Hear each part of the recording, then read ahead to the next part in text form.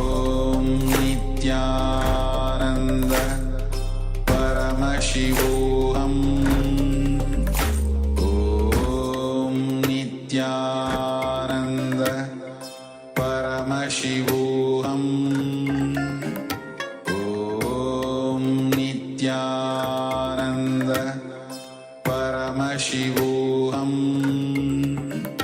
Om Nityananda Paramashivoham Om Nityananda Paramashivoham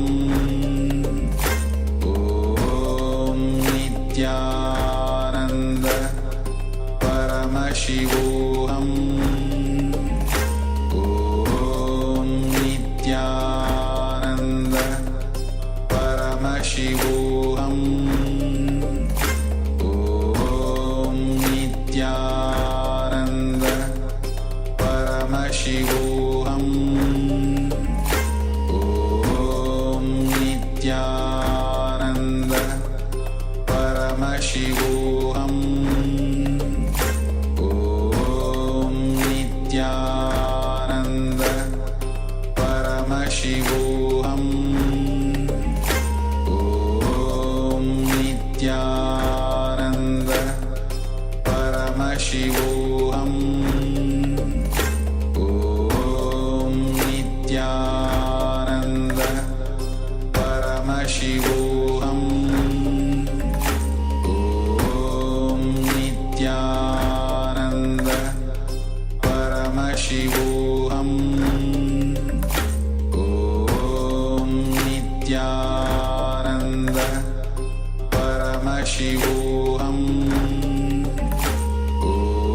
Om Nityananda Paramashivoham Om Nityananda Paramashivoham Om Nityananda Paramashivoham Om Nityananda Paramashivoham Om Nityananda Paramashivoham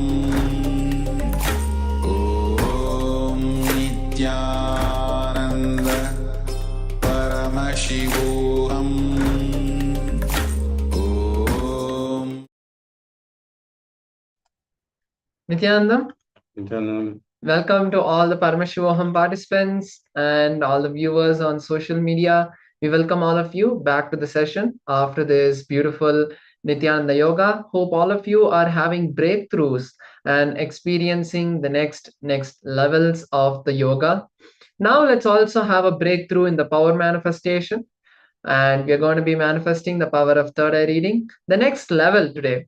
So till yesterday we were doing like numbers. Now we are going to start doing letters, words, and complex pictures. So by the time this Paramashivoham is over, you will surely have a breakthrough in the manifestation. So now let us first make sure that we all have our eye bands with us, and also make sure that you have a piece of paper or something to write on for the power manifestation, because whatever revelations you are going to get from Swamiji during the manifestation, you need to be able to write it down, pen it down somewhere. So now let's also look at the Shastra Pramana once again, the scriptural reference, remembering the direct words of Paramashiva and the technique that Paramashiva is giving us in the Shastra Pramana. So this beautiful Shastra Pramana is from the Vijnana Bhairava Tantra, Sutra 34. Let's now listen to this beautiful verse. Kapalantarmanonyasya tishtanmilita lochanaha kramena manaso dadyat lakshayet lakshyamuttamam. Paramashiva beautifully says, by fixing the mind on the inner space within the crown center, sitting stably without any movement, having the eyes closed in succession. By that stability of the mind in inner space, through the power of third eye, one directly sees the ultimate goal, Lakshyam, having the vision beyond the sight that reveals any place or object, attaining oneness with the source, Paramashiva. So this is the beautiful Shastra Pramana. And now let us enter the manifestation. Please close your eyes. Take a moment to visualize Swamiji in your inner space. As we have seen, the Shastra Pramana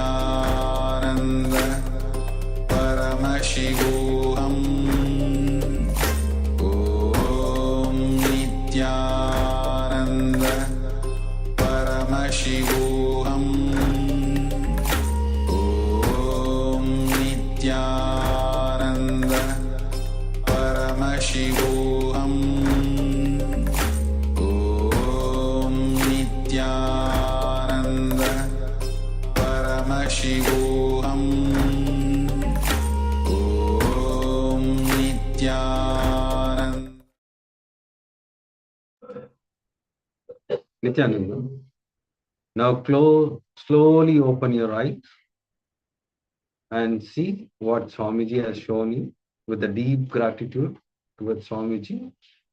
Depend on what you have seen, or you can put it in a comment.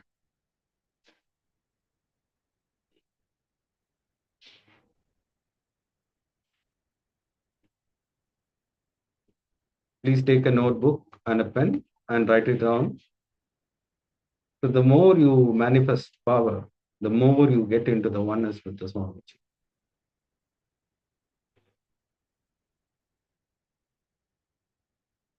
Now, let's verify our manifestation. The letter that was shown to all of you is the letter S.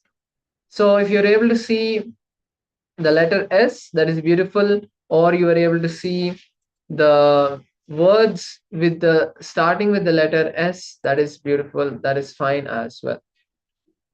So actually one of the participants has been able to see the letter S. That's beautiful. Congratulations for your manifestation.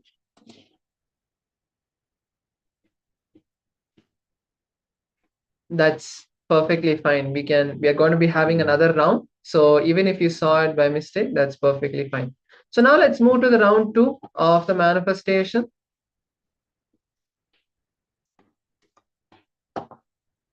So close your eyes. Take a moment to bring the visualization of Swamiji into your inner space.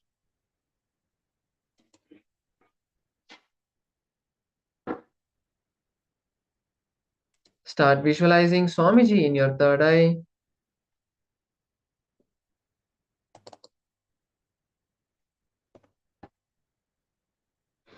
Now, once again, we are going to be projecting a letter for all of you to see. Intensely chant the Mahavakya and request Swamiji to reveal the letter that is being projected. Let's begin. Paramashivoham Om Nityananda Paramashivoham Om Nityananda Paramashivoham Om Nityananda Paramashivoham Paramashivoham Om Nityananda Paramashivoham Om Nityananda Paramashivoham Om Nityananda Paramashivoham Nityananda Paramashivoham Om Nityananda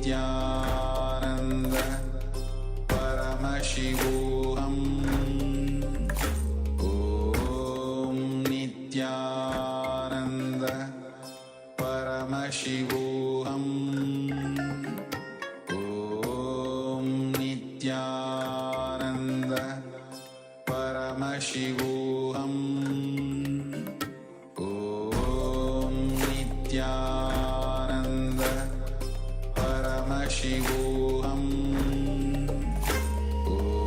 Om Nityananda Paramashivoham Om Nityananda Paramashivoham Om Nityananda Paramashivoham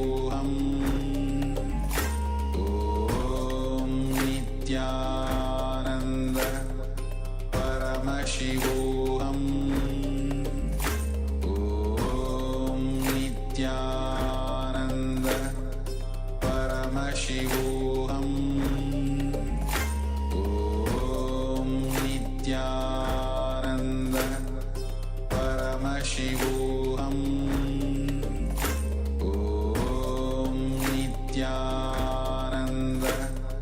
Paramashivoham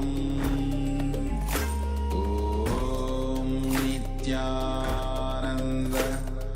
Paramashivoham Om Nityananda Paramashivoham Om Nityananda Paramashivoham Om Nityananda Paramashivoham Om Nityananda Paramashivoham Om Nityananda Paramashivoham Om Nityananda Paramashivoham Om Nityananda Paramashivoham Om Nityananda Paramashivoham Om Nityananda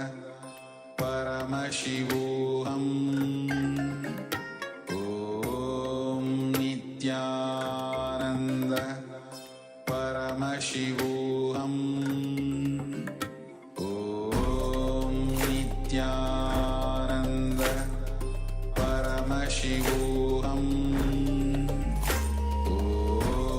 Nityananda Paramashivoham Om Nityananda Paramashivoham Om Nityananda Paramashivoham Om Nityananda Paramashivoham Om Nityananda Paramashivoham Om Nityananda Paramashivoham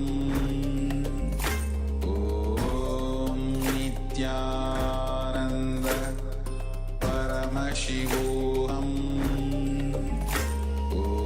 Om Nityananda Paramashivoham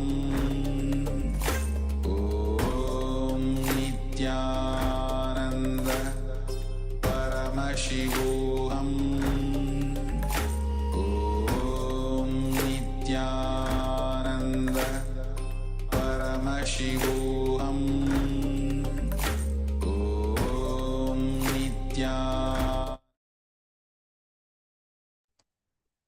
Nityananda.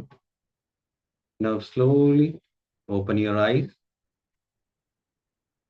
with the deep gratitude towards Swamiji. Pen down whatever Swamiji is shown to you. So now we'll be going to project that word. Yes. So the letter that was projected is the letter R. Sorry. The letter that was projected is the letter R. And if any of you have been able to see this letter, that's beautiful. You have started manifesting. So even actually, one of the participants has seen the letter H. Actually, the shape of the letters are actually very, very close. So but still, you can celebrate that, yes, you are getting closer and manifesting the power. Even if you see the letter H, both of them, and the letter R, you see both of them have the connection in between. And if you just remove the connection on top of the letter R, it will be very close to the letter H. So now with this, we are coming to the end of this beautiful round of manifestation. And the most important thing all of us need to hold is not the manifestation of seeing the letters. You need to see and validate, evaluate your manifestation based on how much thoughts were there in you, how restless were you feeling, or were you feeling calm, peaceful, light? Were you able to see Swamiji in your third eye? That is the most important thing.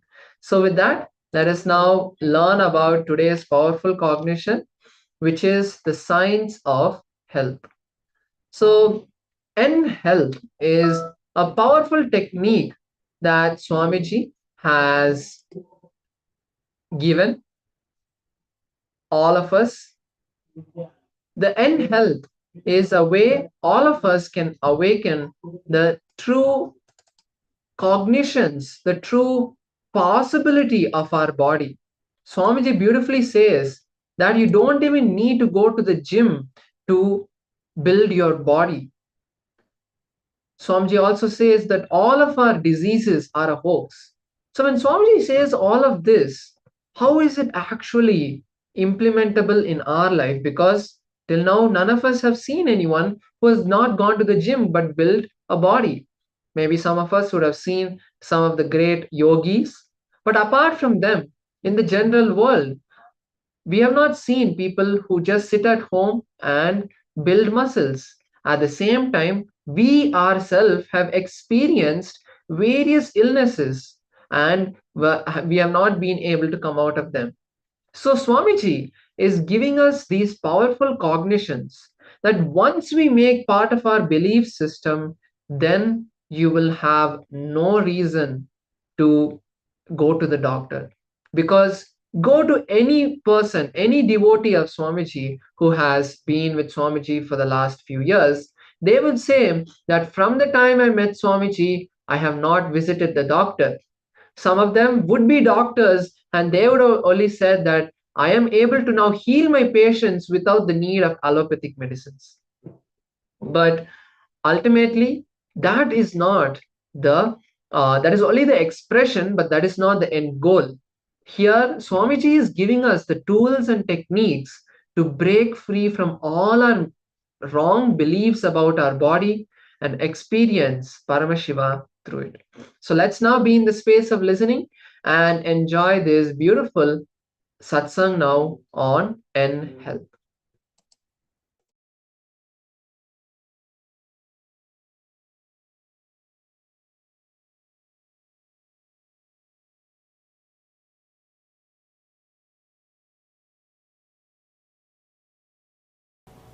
So rishis say, declare,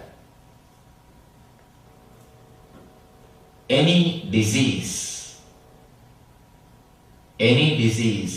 is nothing but a cloud in your body, in your mind. Just like clouds, this also will pass, this also will move. We work intensely to cure once we fall sick, but somehow we don't try to prevent, because when you are healthy, you take your body for granted. You take your health for granted.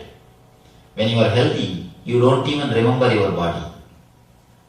The definition of health is, if you are able to forget your boundary, you are healthy. If you are able to forget your body, you are healthy. There's a beautiful saying in Taoism, when the shoe fits, leg is forgotten. When the belt fits, belly is forgotten. When the chain fits, neck is forgotten. You forget. If you are healthy, you forget your whole body. You don't remember your body. You don't remember your boundary. You don't think that I should do something to maintain my health. One more thing. We always think no diseaseness as a health. If you are not going to any hospital, if you are not taking any medicine, if you are able to manage your day-to-day routine without any medication, you think you are healthy. But according to me, the definition for health is a positive well-beingness. It is not only no diseaseness. No diseaseness is only one part of health. There is something more to health than simple no diseaseness. The positive well-being,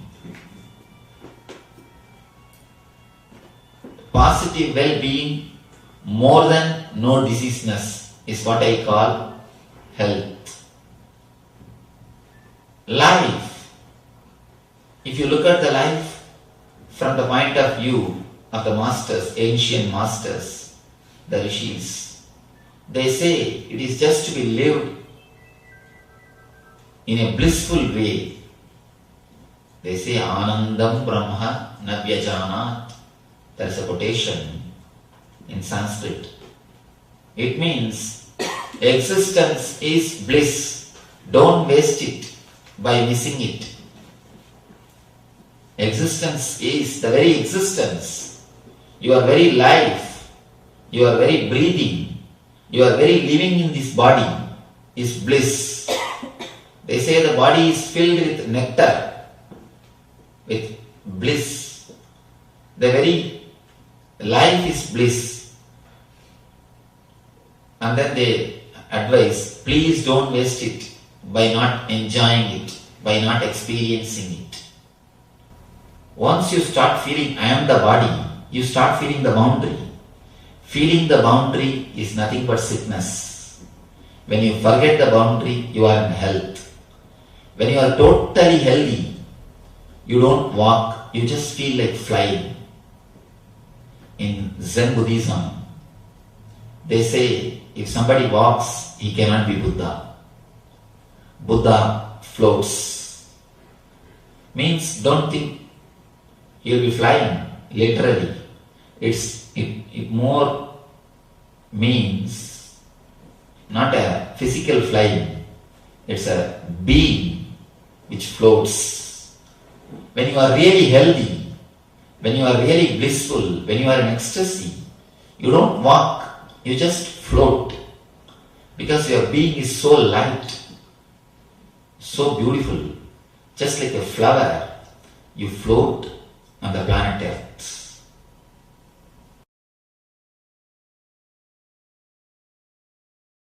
First, few basic truths, basic understandings. One, health is not just absence of illness. If you are not in the hospital, if you are in the house, don't think you are healthy. Health is not just absence of illness.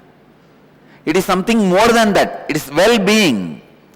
Just because you are not in the hospital, absence of disease does not mean you are healthy. First truth. I want you to internalize these few truths so that we will further work on some homeworks. Second, health is a state of physical, psychological, emotional and spiritual well-being where you feel life is good. Rarely, sometimes when you wake up in the morning, maybe for 10 minutes or less than 10 minutes, you will feel life is good. Wow. But very rarely you feel that. Those are the moments you are healthy. But in the modern day, especially city life, the stress level is so high, you forgot like this, sometimes you even feel life is good. Health is a state of physical, psychological, emotional and spiritual well-being.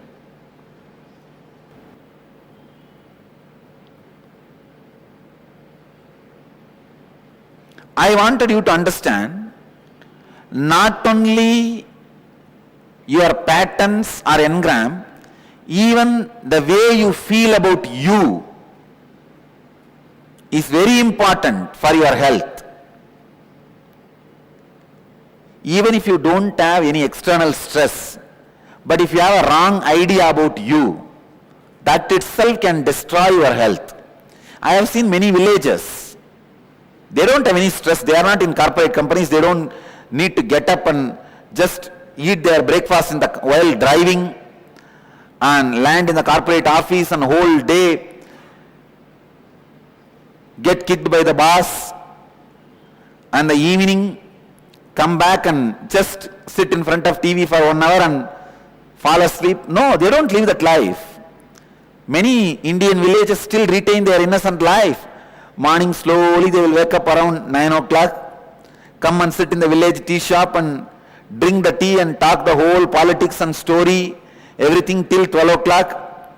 Then slowly 1 o'clock take bath and go around and see the land, the agriculture happening, come back 7 o'clock and sit in front of TV till 10 in the night, fall asleep. There are people, even they fall sick And they also don't live long because the concepts they carry about themselves, the ideas they carry about themselves. Not only the active pattern, the passive beliefs you have also affects your system, also affects your health.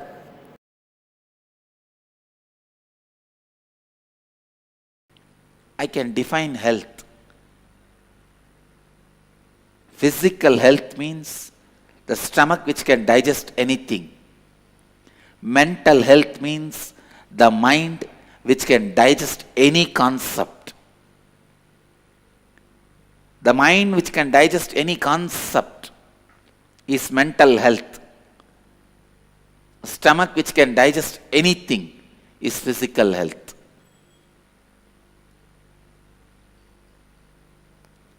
Consciousness which can digest anything happening in life is spiritual health.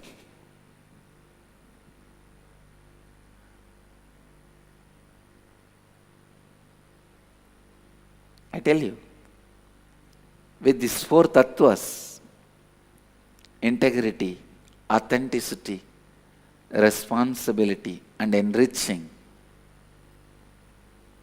first thing will happen, you will have physical health.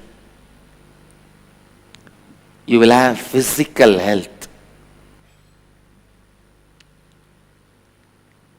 If your intestine muscle memory can taste the healing, pleasant feeling which comes when you practice these four tattvas, I tell you, you are successful in the life. You will be successful in the life. Because only when your root thought patterns are complete, your intestine can taste the power of these four tattvas.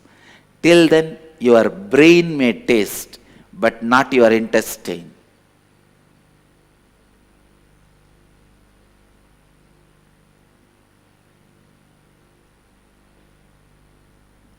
Only when you are in completion, your stomach can sit in a relaxed way.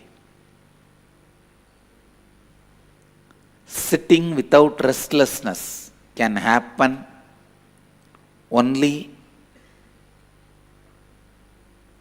if your navel is cool and healed. Only if your navel is complete and healed.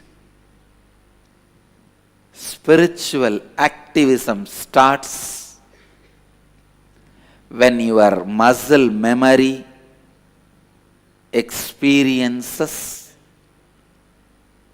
cognizes integrity, authenticity, responsibility and enriching.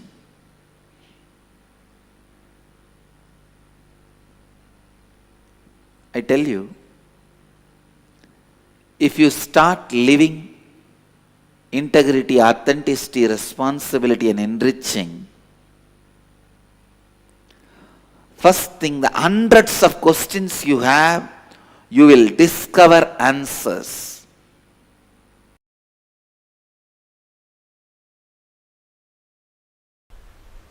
Actually, I feel that whole thing, all of you in front of me, and this whole hall, this mic,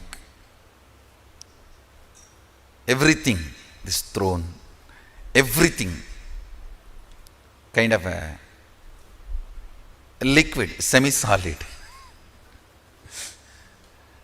where the bhava freezes into matter, where the ideas becoming idols. In that space, I can see the whole operation happening. From this space, I want to give you one advice. Please understand. Whatever you believe, your body makes that into reality. I can see from the space. If somebody believes sannyas is too easy, just body builds its structure, its DNA, to make sannyas simple and easy. If somebody believes it is very difficult, complicated, structure starts making that same thing, and you have a fear, it is very difficult, but you want to believe willfully it is easy, then that will persistence just swallowing that fear, like a saraba swallowing the simha, like a dinosaur swallowing sharks. I can see the will persistence swallowing the fear.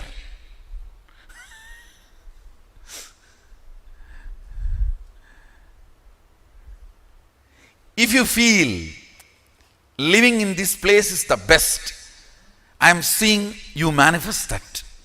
If you feel there is problems here, I may not be in tune with this now, then I see that same thing getting manifested. If you feel the fear is there, I may not be successful, I may not fit in, but with will persistence you want to feel, no, I will fit in, this is the best place. Then I see the will persistence behaving like a sharaba. Even your medicine is what you believe as you. The recent studies are showing many of the pharmaceutical companies are shocked because when they give their medicines for the trial, you see, any medicine has to go through a pharmaceutical trial. They will give a placebo medicine. Placebo medicine means just pseudo medicine, like a sugar water in a capsule, ordinary water in a capsule, and medicine. They call it trial, medical trial. All medicine has to cure more number of patients than the placebo medicine. For example, 200 people, 100 people here, 100 people here.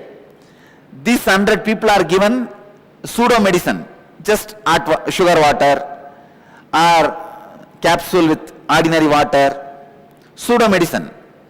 These people are given real medicine.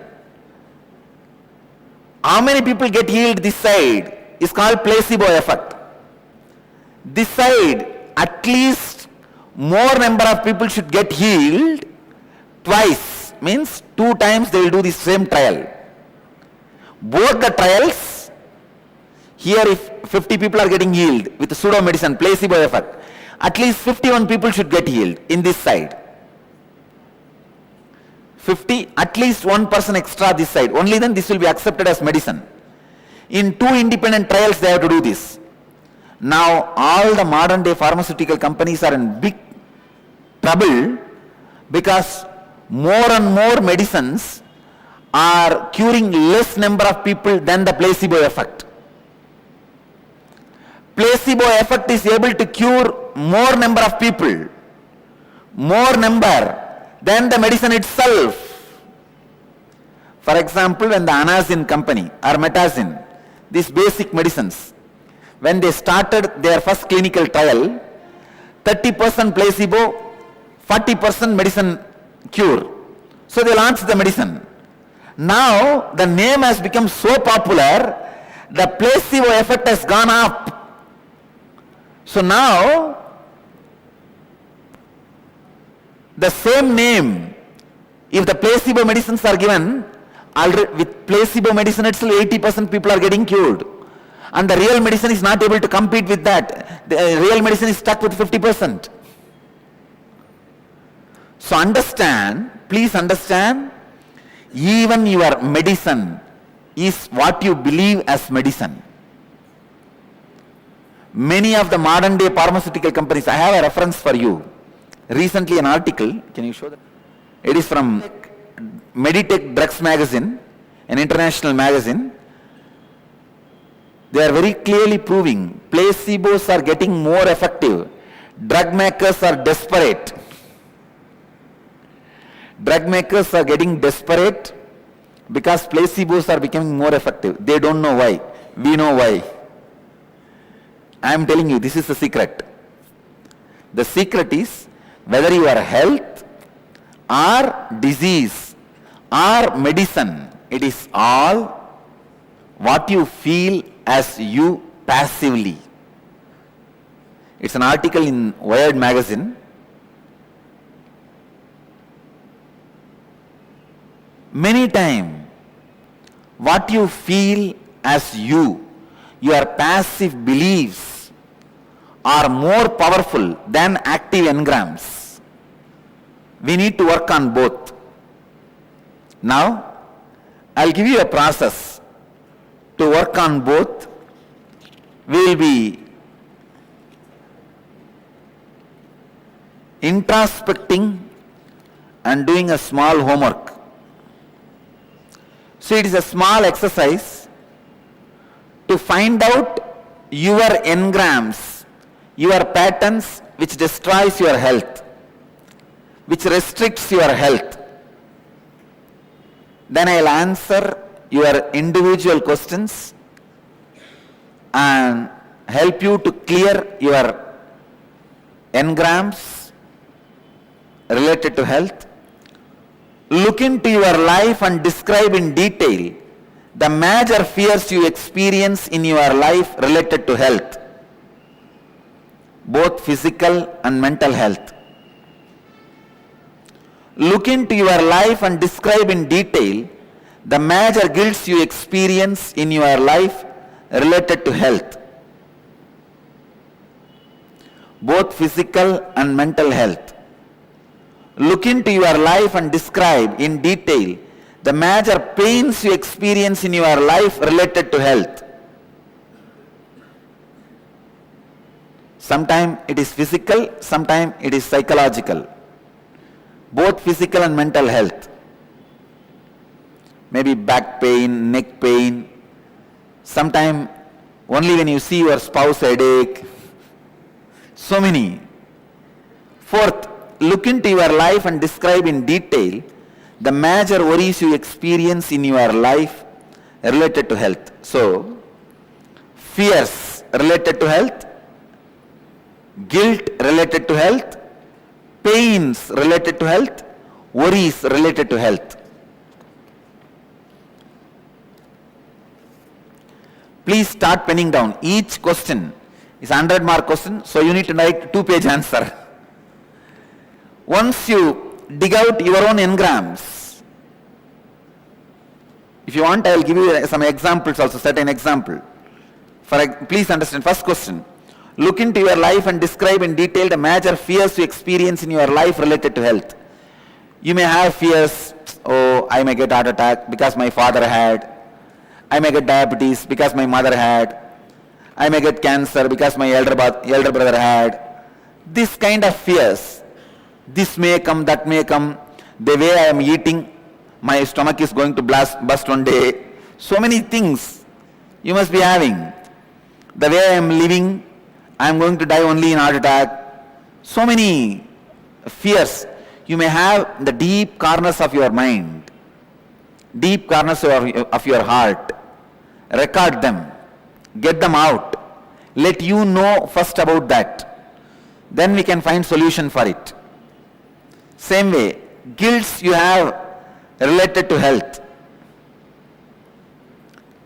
It's another important problem, you see. Many times you want to work out, maintain your diet, keep yourself healthy, but you will fail after 1 week. You may want to stop smoking, but every month 11 times you will be stopping. Means 12 times you are starting. So you may have guilt about that. How many of you tried jogging, running, some gymming, exercise and did not continue after a week and stopped? All of you will be having that guilt. All of you will be having that guilt. So pen down all the guilts you have related to physical health, mental health, your efforts to breaking the engram, but you failed. When you fail, naturally guilt comes. guilt becomes a strong engram and does not even allow you to do the effort once more.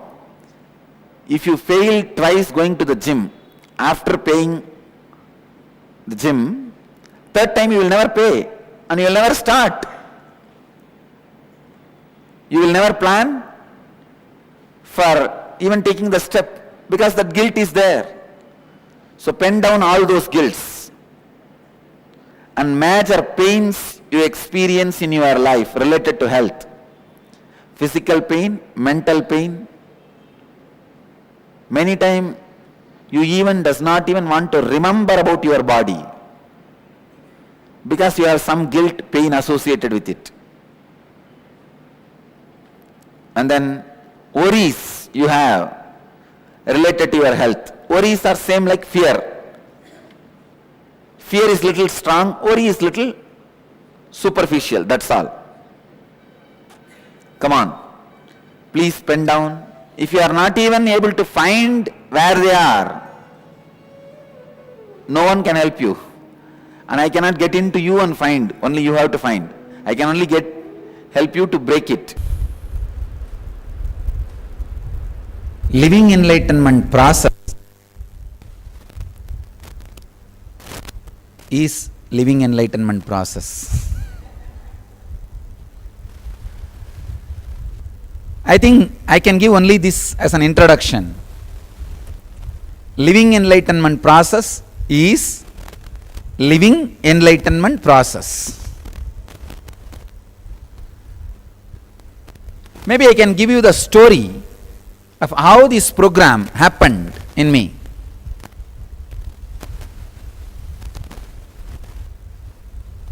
In these 53 days of illegal imprisonment.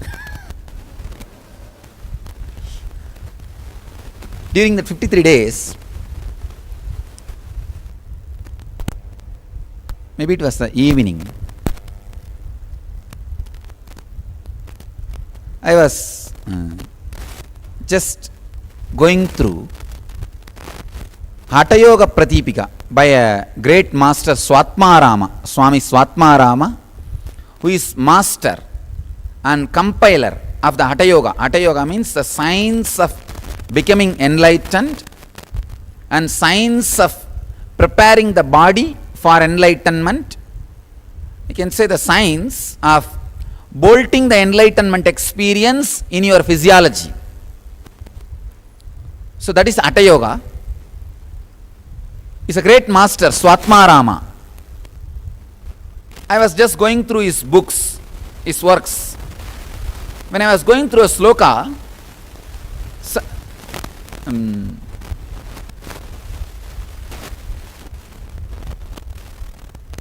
it was such a powerful sloka.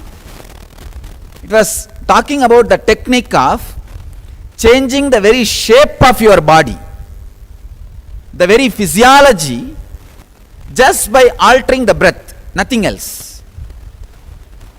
Just if you stop the one side nostril and shift the flow to the other side, just stopping the one side and shifting the flow to the other side, just playing with the flow of breath, flow of breathing very playfully, the very physiological structure can be changed.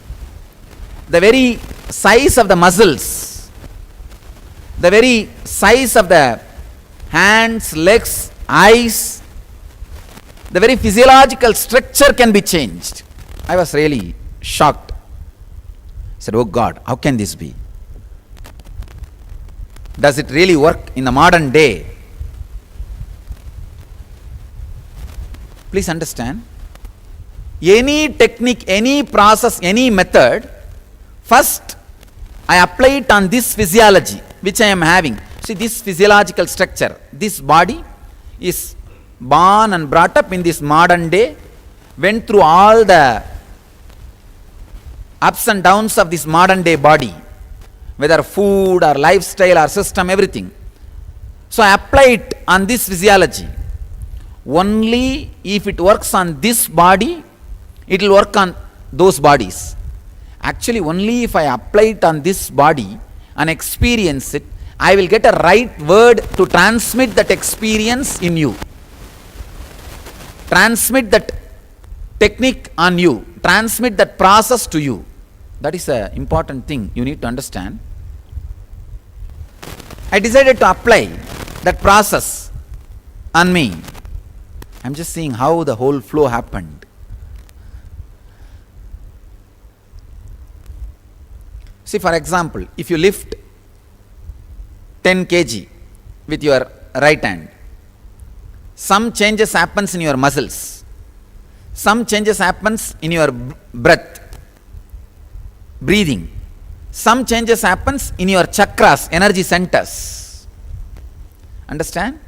When you lift 10 kg, some changes in your muscles, some corresponding changes in your breathing system, corresponding vibration changes in your 7 chakras.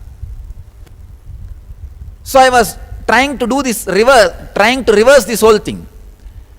I tried to create the same vibration in the chakra. I saw very clearly the same breathing changes are happening and same muscle changes are happening. So now I know the formula of shaping your body without working out.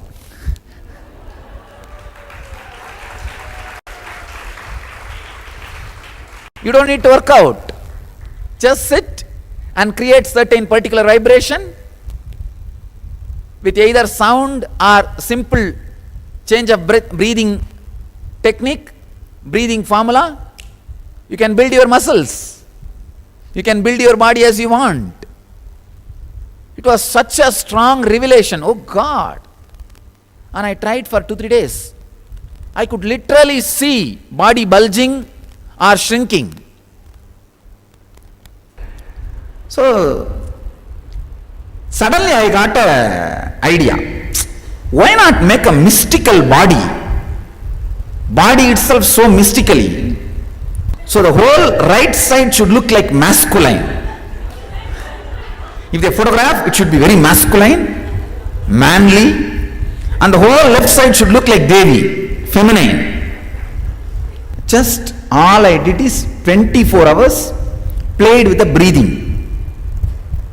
I literally saw one side separately bulging and becoming masculine, the other side becoming thin and just feminine grace. Just 24 hours.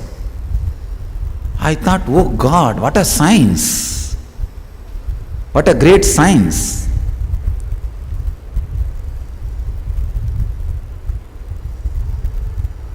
That surprise and shock. See, I always know Hatha Yoga was great science, but I never thought it is alive even to this body. It works even on the modern day human bodies. Then this surprise became excitement. I went on scanning 200 different techniques from Hatha Yoga. Download, work, scan and see how it directly either leads you or keeps the enlightenment experience in the body. So I saw very clearly how the non-mechanical parts of the brain is awakened.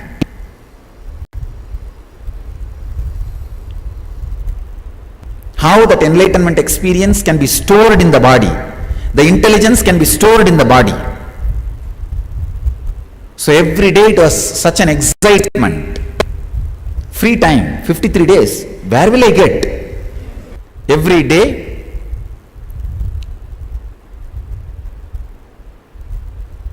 these techniques, scanning.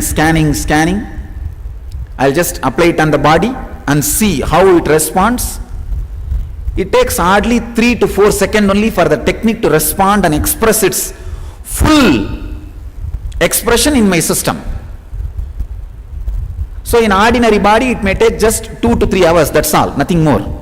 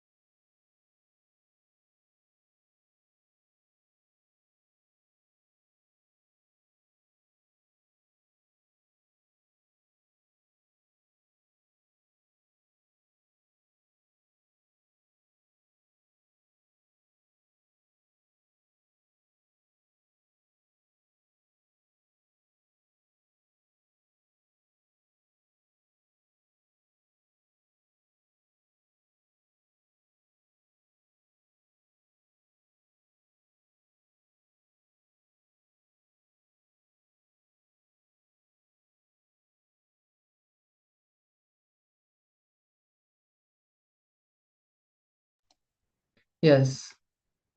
Now, Swamiji has shared the beautiful, powerful cognitions about the science of bringing completion with our health and how all our diseases are just a imagination that we have. When we complete with that imagination, then everything gets solved. So now we are going to be doing a meditation technique for the next 15 minutes to intensely bring this completion into us. It's the visualization and verbalization meditation that clears all our visualizations and verbalizations. So the meditation technique is very simple. The first step is where you close your eyes and sit with your head, neck, and spine in a straight line. Chant the Humkara. Ooh, that is the Humkara. Intensely chant the Humkara, and then this sound will work on your body's energies. It'll infuse energy into you. The next part is to complete with your verbalization, with your visualization. The first technique is to clear the verbalization. The second part is to clear the visualization. So the second step is where you roll your eyes in a clockwise or anti-clockwise manner. So just slowly, gently, just keep rolling it around and around and around. Do not strain your eyes. If you have any eye condition, then do not practice this. Just sit with your eyes closed and unclutch from all the visualizations that you are seeing. This will intensely stop all the inner visualizations. And then finally, sit with yourself for a few minutes. So now let's enter this. We'll be guiding you step by step. So you don't need to check the time. You don't need to see, okay, has 5 minutes passed? Nothing. We'll be guiding this meditation. So close your eyes. Take a moment to close your eyes. Make sure you're seated in a comfortable position. So you don't need to open your eyes in between.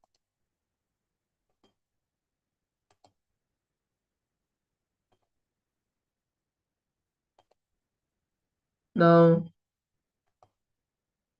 intensely start humming the Humkara mantra.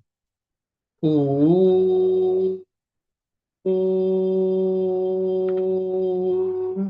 From your navel center, intensely hum the Humkara.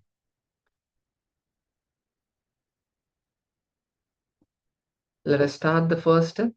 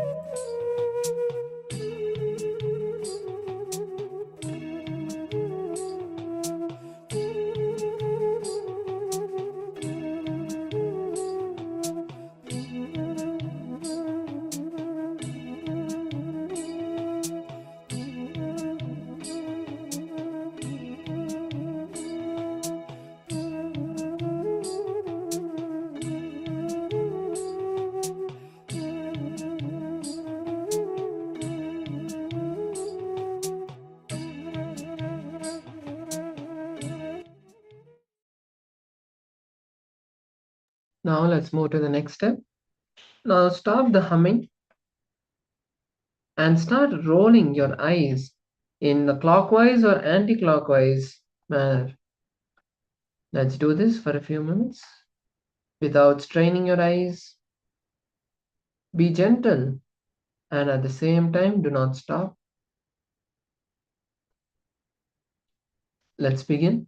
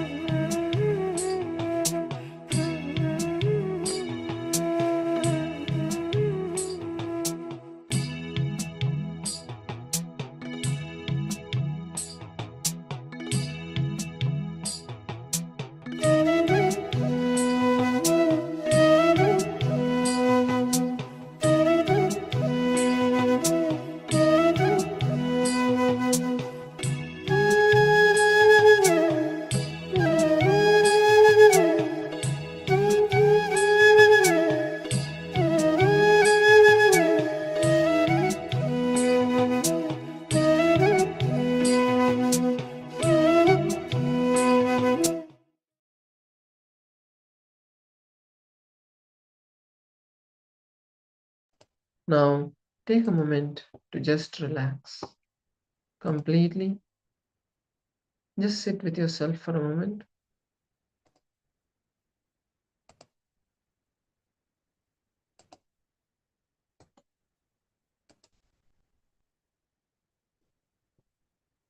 Do not think about anything. Do not talk. Just sit with yourself.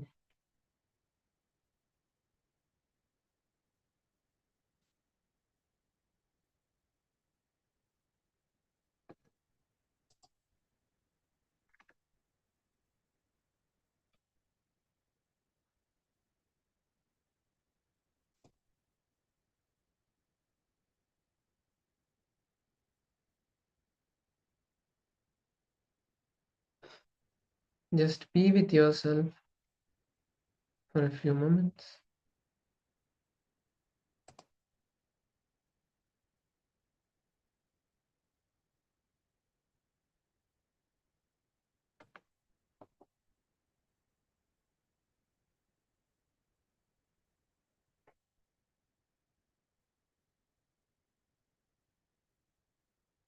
Now, slowly, very slowly, open your eyes. So, with this beautiful meditation technique, now we are going to be moving into the power manifestation. Today, we are going to be manifesting the power of the Ashtamaha Shaktis, manifesting the power of increasing the height.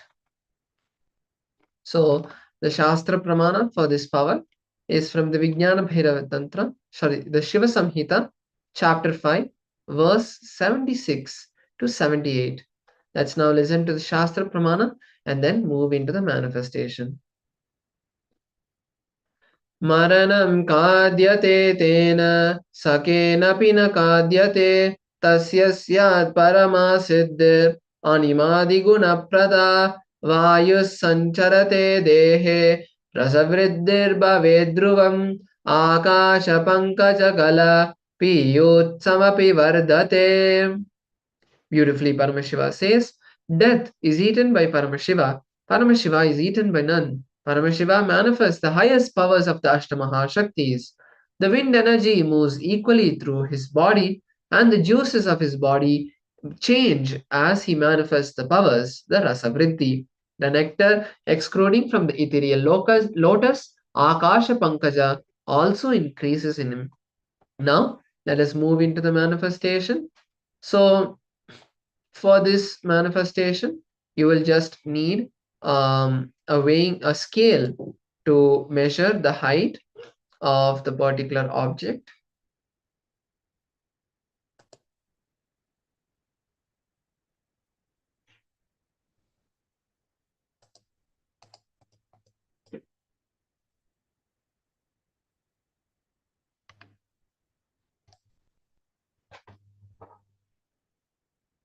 So make sure you have an object that you can manifest this power with.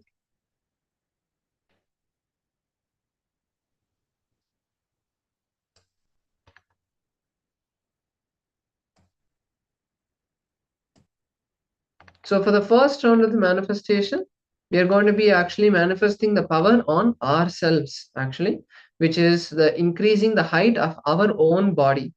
So for this manifestation, make sure you have a place where you can go and take the height of yourself.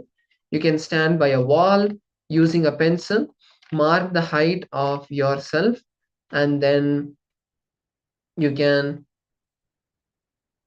close your eyes, connect with Paramashiva, manifest the power of increasing your height, and once again go and verify the manifestation.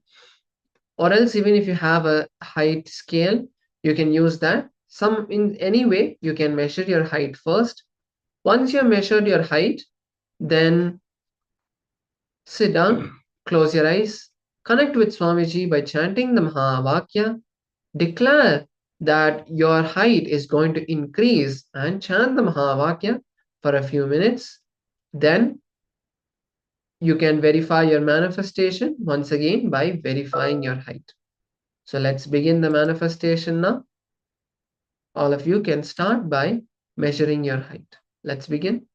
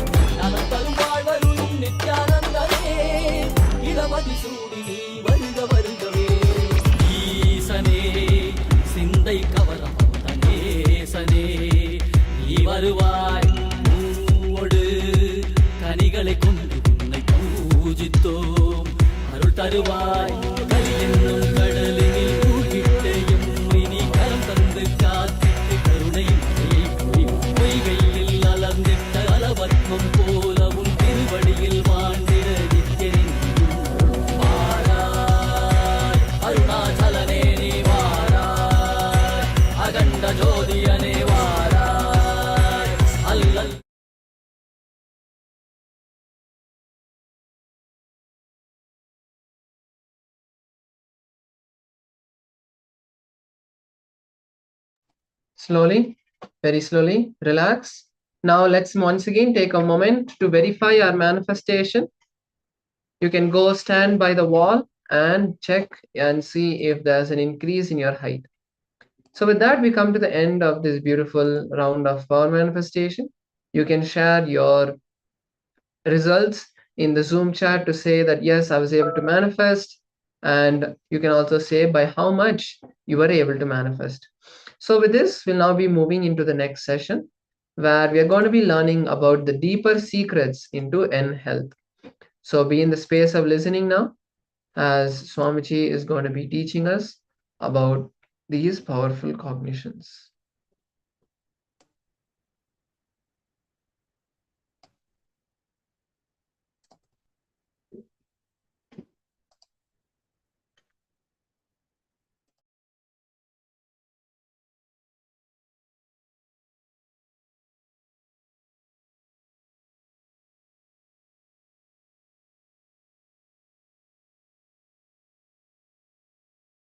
Let me define Kundalini exactly, especially for the sake of newcomers. Kundalini is an extraordinary inner potential energy which is in every human being. Once awakened, not only can bring tremendous physical health and mental health and emotional fulfillment, can bring extraordinary powers, can manifest extraordinary experiences and powers in your personality, extraordinary joy in your personality. Please understand, when systematically awakened, it can add to extraordinary power, strength, energy. It is time-tested, foolproof, side-effect free, science evolved, experimented, experienced, expressed by the great Vedic inner scientists, rishis. Here, offered to you from the unbroken lineage, we call it Karana Parampara, means only heard. From guru to disciple, guru to disciple. Karana Parampara means never return. Guru teaches to disciple, disciple teaches to his disciple. Succession of unbroken lineage of enlightened beings. It is transmitted and now it is here available to all of you as one of the great signs. One unique thing we did as our contribution, doing modern day scientific study on this Kundalini awakening. As you are all maybe aware, the last inner awakening we did a research, scientific study on group of people. Whoever had initiation, actually whoever accepted to participate in the program, all the people who participated, of course, all of them had initiation every day. Within 18 days of Kundalini awakening initiation, all of them had 1300% of increase in mitochondria cell energy level, which is groundbreaking, earth-shattering, because maximum the mitochondria cell energy level can be increased by any available drug, therapy, yoga, exercise, only 30 to 40%. But this process has increased the mitochondria energy level to to 1300%. I think this doing scientific study, validating it and presenting it to the world. All the participants who participated had this experience. This is what is our contribution.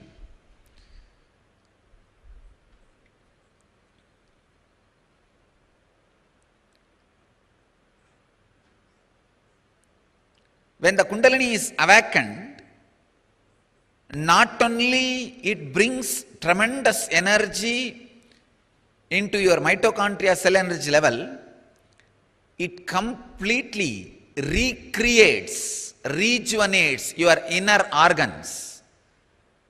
I will now continue my studies and prove how this Kundalini awakening heals, replaces, replenishes, rejuvenates, recreates the organs.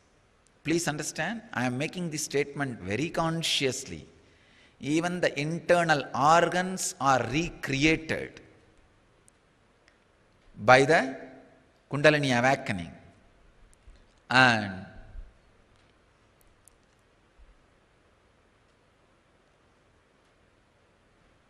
Kundalini awakening can directly make you young, not just look young. It can really make you young.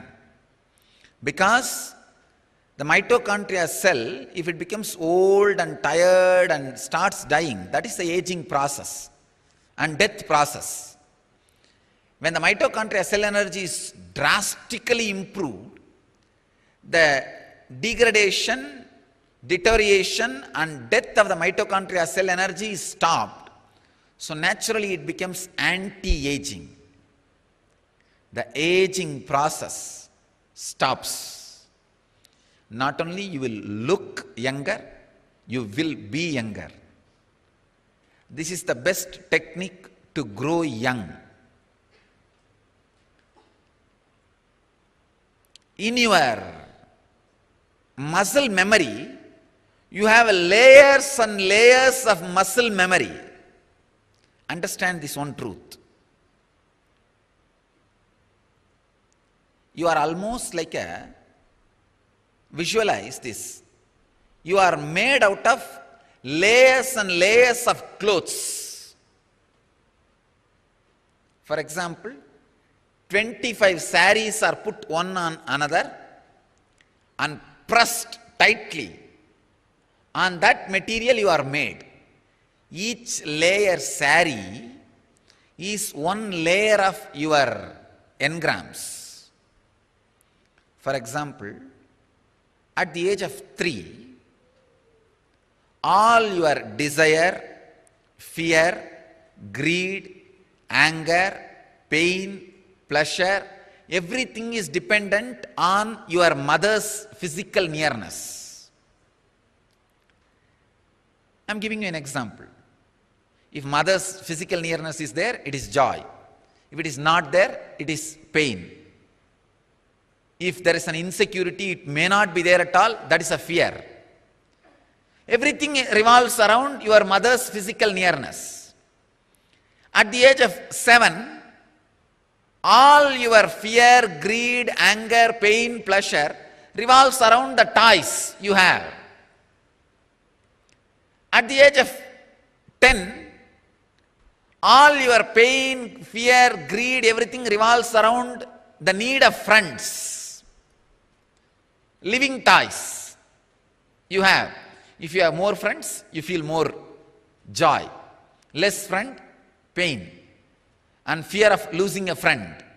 Pleasure of having one more friend. Everything revolves around your friends. Having friends. That's one more layer. Around the age of 14, everything revolves around not just a friend. You evolve to a deeper relationship partner. It may not be always the other gender. It may be even among your friend, but one partner, kind of a person with whom you completely open up, with whom you can share your life. So now all your fear, greed, pleasure, pain, revolves around the person, your partner. That is one more layer. Then after some time, it revolves around a need for a life partner, a lover, beloved. So like this, each layer of your bio-memory is compressed and your body is made out. Awakening the Kundalini will completely liberate you from all these layers and layers of muscle memory, which is responsible for all your physical disorders and mental disorders.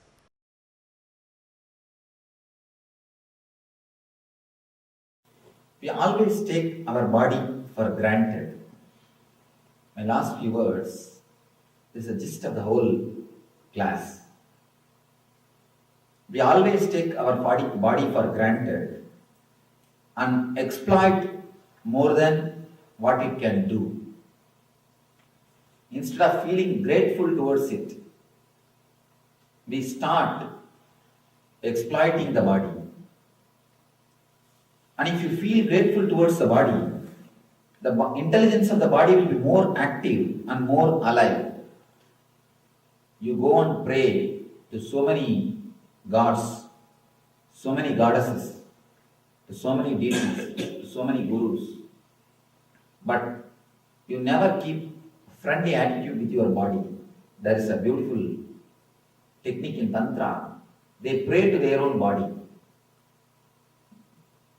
They give their gratitude to their own body and they pray to their body. When I read about that early, first time, I was surprised. How can this help? But when I practiced myself, when I consciously scanned, I understood.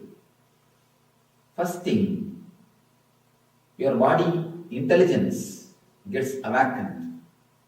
Next thing, your inner consciousness starts respecting your bio-intelligence, your body intelligence. Now, as of now, your inner consciousness never respects the body's intelligence. You never believe body has got its own intelligence. Just understand one thing. If one piece of bread, if it has to be converted into blood mechanically, you need an industry which runs 3 kilometer distance. If you have to do mechanically, you need an industry which runs 3 kilometer distance. But in this 6 feet, it's continuously happening. Continuously it is happening, day in and day out, not even one day strike. Continuously, the blood is getting converted into blood. And doctors say, the process which happens through your mind, inside your brain, if that has to be done through computer, you need a computer which is at least 10 times bigger than a normal house. 10 times bigger than a normal house. The sound which will be created by the computer will be equivalent to the sound of one city. One city, what is the sound one city creates? That much sound will be produced. But in such a small place, practically with no sound, the whole mechanism goes on. Your body is not a matter as you think. It is an energy. It is an intelligence. According to me, it's a temple of consciousness. So, before going to hundreds of temples, hundreds of gurus, start feeling grateful to your body for accommodating your being on this planet Earth, and start praying to your body to be more happy and to guide you more clearly in the path of sadhana. You may feel strange because always you only look down upon your body. Always you have disrespected your body. And the so-called spiritual people also continuously teach you to condemn your body. Condemning the body only makes you schizophrenia. It's like you try to pull your own shoes and you try to fly. Can you fly by pulling your shoes? You can only fall. So feeling grateful to your body is the ultimate devotion. Praying to your body is the ultimate prayer, because consciousness is Atman, consciousness is God. Which is the object available to you, which is nearest, very close to the consciousness? Your body is the only object which is available to you, which is very close to consciousness. The deity in the temple is also close to consciousness, but your body is much closer to consciousness than the deity in the temple. So your body is more worthy, your body is more sacred, your body is more divine than any other god or any other temple on this planet Earth.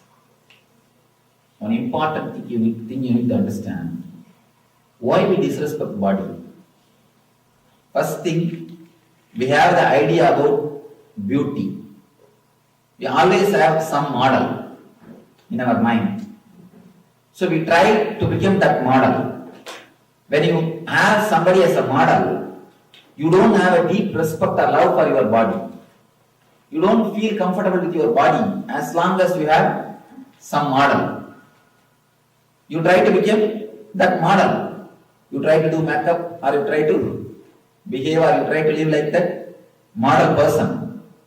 As long as you have model, you will not be happy unto yourself. You are beautiful to yourself. Why should you bother? Why should you care for some other model? If he is beautiful or if she is beautiful, it is for him, not for you. Your body is the closest mechanism available to you. Even if he is beautiful or she is beautiful, it is his body. It's not your body. Why should you have hatred to your body by getting attracted to that body? Most of the time, when you feel attracted to some model, you start hating your body. You also want the same kind of body. You also want same type of body. So naturally, you create tension in your body. From the young age, you are taught to become like somebody. You are given so many fantasies, so many ideas. You should look like this person, you should look like that person. This is the idea of beauty, that is the idea of beauty. The ideas about beauty enters into your mind and you start disrespecting your body. You start misbehaving with your body. The moment you think, you feel somebody else is beautiful, you want to become like him or like her. Avoid and drop the ideas somebody is beautiful and somebody is not. You are enough unto yourself. You are enough unto yourself. You are beautiful for yourself. Why should you bother somebody else's beauty? Why should you bother about somebody else's body? First thing, feel totally homely with your body. Feel totally relaxed with your body. Start feeling grateful to your body for giving you so many types of pleasures. It has given you so many different kinds of pleasures. Pleasure of tongue, pleasure of smell, pleasure of eyes, pleasure of hearing, pleasure of sex. So many pleasures are given to you because of your body. Your body gives you so many kinds of pleasures to you. You must feel grateful to your body intensely because it helps you and it shows you, it gives you so many pleasures. Next thing, pray intensely to your body to guide you, to lead you to Nityananda state, to help you keep more healthy, to help you more happy.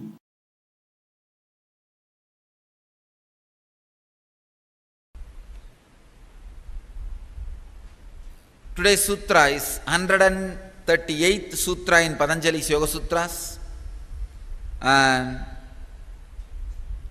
3rd chapter, 32nd verse. Let me enter into the sutra. Kurmanadyam stairyam. Translation. Swami Vivekananda translates this sutra as, on the nerve called kurma, fixity of the body. Swami Prabhavananda translates as, by making samyama on the tube within the chest, one acquires absolute motionlessness. Swami Sachidananda translates as, by performing samyama on the kurmanadi, a subtle tortoise-shaped tube located below the throat, motionlessness in the meditative posture is achieved. Bhagavan Osho translates as, by performing samyama on the nerve called kurmanadi, the yogi is able to be completely motionless.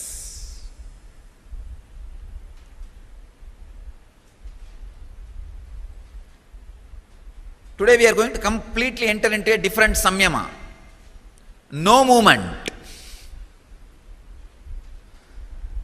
I can say this is the most difficult samyama, most powerful samyama than jumping around, hopping around and flying all over the world. Please understand, this is the most powerful samyama.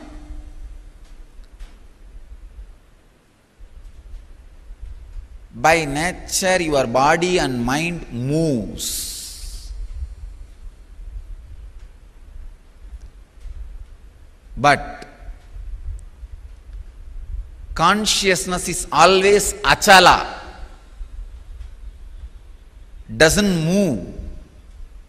It is established in the stability. So your body and mind falling in tune with the achala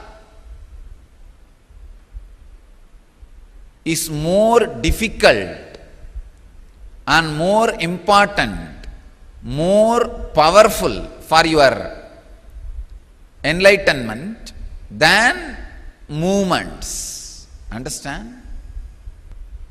Kurmanadi is in your system, just below the throat, almost little above the heart center. It is not Anahata chakra, little above the heart center, Anahata chakra. This is the area, little above the Anahata chakra, the Kurmanadi. The entrance for Kurmanadi is in both hands. See, this is also called Kurmanadi. I can say this is the entrance, controlling point for Kurmanadi. But the source of Kurmanadi itself is in this area. It is like a tortoise-shaped tube which is inside. These are yogic definitions. I don't think anatomically there is a tortoise inside. No. There is a tortoise-shaped energy center just above the Anahata, below the Vishuddhi, above the Anahata. Just like a below the Anahata, above the Manipura, Anandagandha is there. Same way, just above the Anahata, below the Vishuddhi, in this area, the Kurma Nadi is there. Anandagandha is also a Nadi only. It is not a chakra actually. Nadi is more subtle than chakra. Contemplating or meditating, doing samyama on the nadi is more difficult than chakra. Samyama on chakras is lot more easy, but samyama on the nadis is very subtle. You need to be visualizing it and you need to be intensely doing the samyama. Force is different, power is different. through levitation you experience force. Through this samyama you will experience power. Nobody will be able to move you. Just your body will be so strong and stable. This is another one kind of a siddhi. Hanuman had this siddhi. Meenakshi achieved this siddhi when she first had the darshan of Chokkanada, Shiva. If you read the Meenakshi story, it says very clearly, she had a third breast, and when she was born out of fire, Agni, she had a third breast. The father and mother worried and asked Shiva.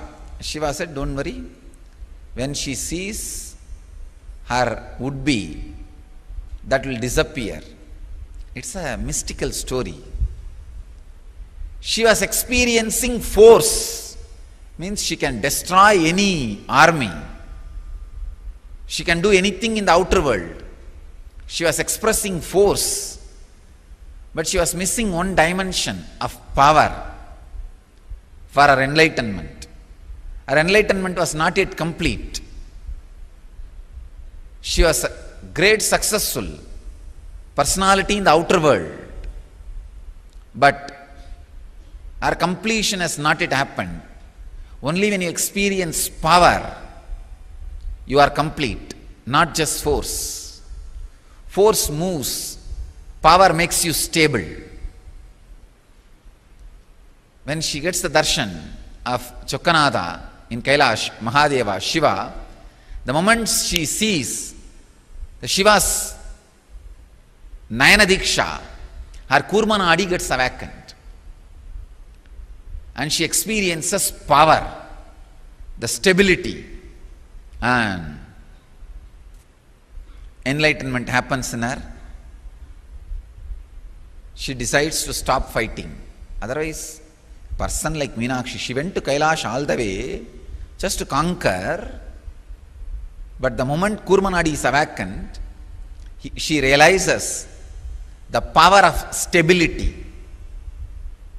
The power of stability. Shiva is there like Achala, Kailasha.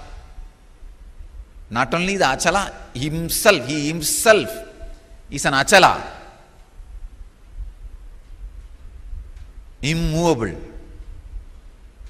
I can tell you, I myself live in this siddhi only. I can sit without moving the body for hours. Easily 10 hours I can sit without moving the body. I don't need to move the body at all or adjust. Shiva is so stable, powerful. Just by his stability, he expresses his power. Naturally, by his Nayana Diksha, the Kurma Nadi of Meenakshi awakens. When the Kurma Nadi of Meenakshi is awakened, she experiences intense power of stability. She becomes enlightened. Her enlightenment is completed. The other dimension was added to her life. Then Shiva marries Parvati, Meenakshi. You know the story further.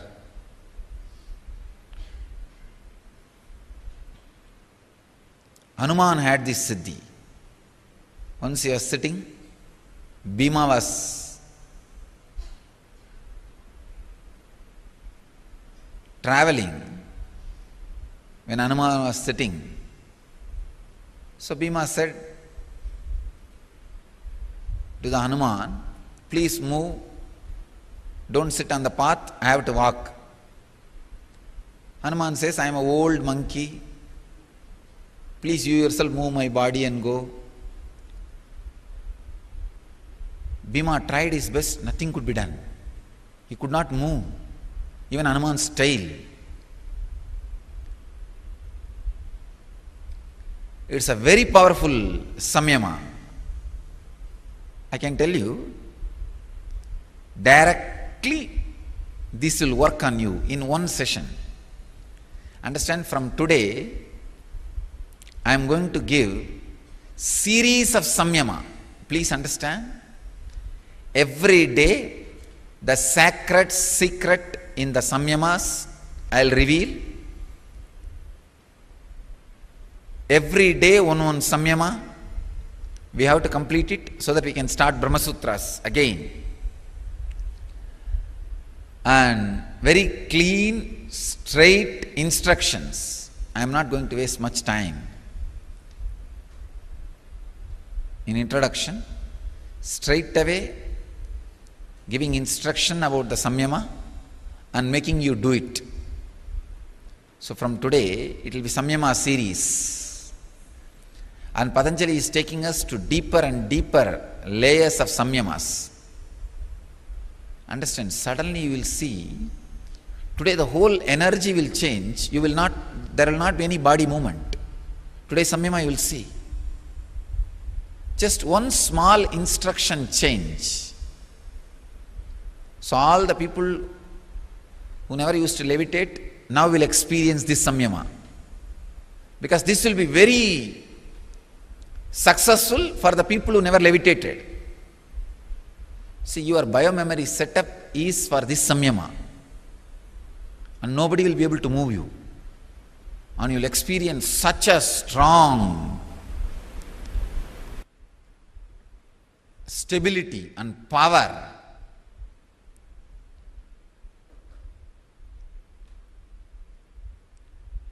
You will experience deepest possible space in the higher consciousness. Let me describe the samyama exactly. See very clearly, just above the heart center, in the center, tortoise-shaped energy center, light, powerful energy center exists. Tortoise-shaped energy center. Visualize that and do samyama on it.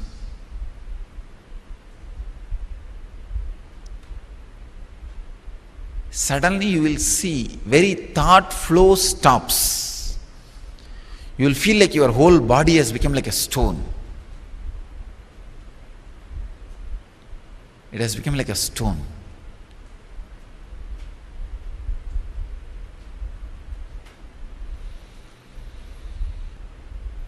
Even if you visualize yourself as become like a stone, only in that place you will not be able to feel you have become stone, like there is no movement.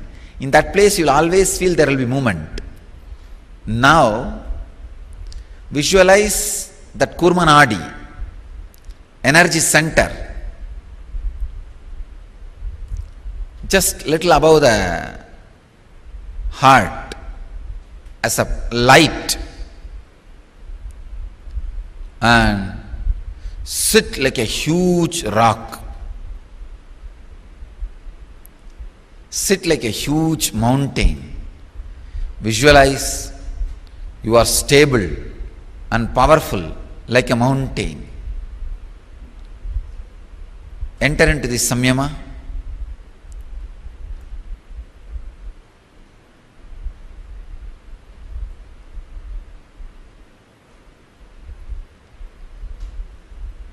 Sit in Padmasana. You can hold both the feet through the Koyoni Mudra. Koyoni Mudra means just like this. The hand, you can cross it, hold the legs in a crossed way, hold.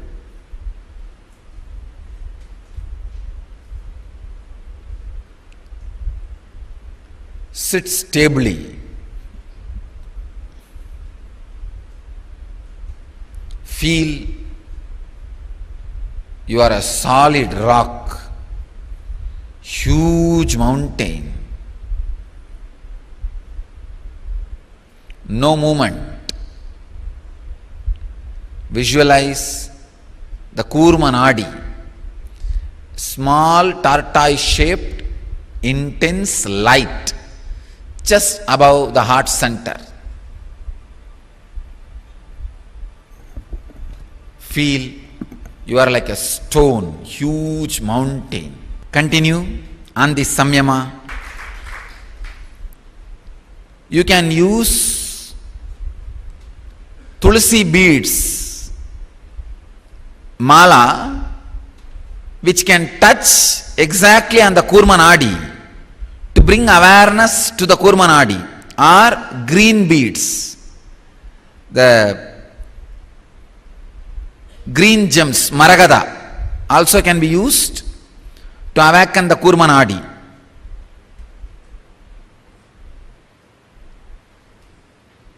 Today try this Kurma Nadi Samyama, especially if you are not levitating. This Samyama will straight away click with you, because your bioenergy is for this Samyama. This Samyama is for you. It will click with you, you will experience.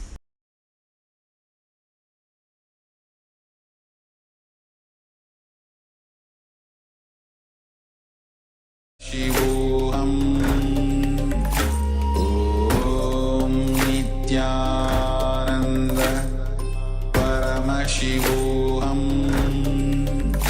Om Nityananda Paramashivoham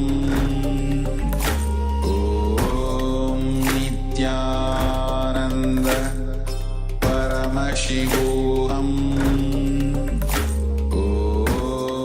Nityananda Paramashivoham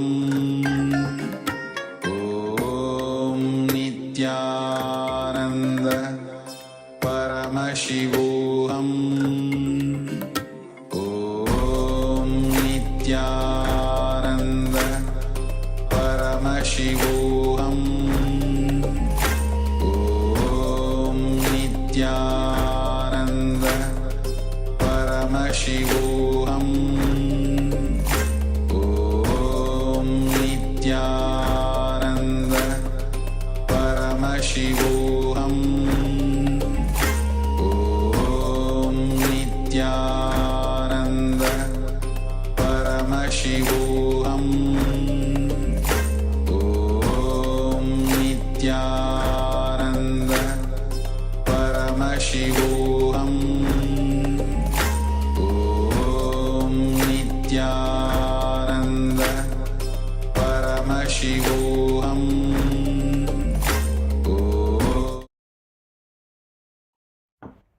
Nityananda everyone.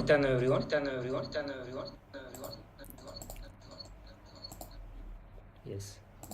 So after listening to this satsang, now it is time we will move to internalizing exercises, and today our whole focus is on building enlightening health.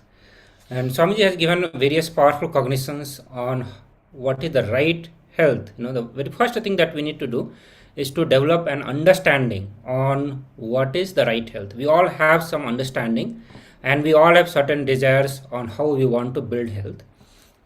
But here, through this today's session, you are going to understand the health which will be responsible to manifest all the reality that you have.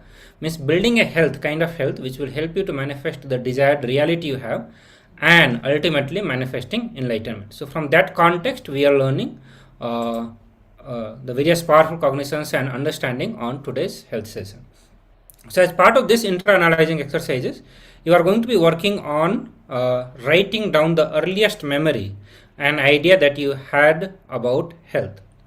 So just like any other completions, in this also you are going to start writing down all the ideas that you have about health, specifically those ideas which you built before the age of 7.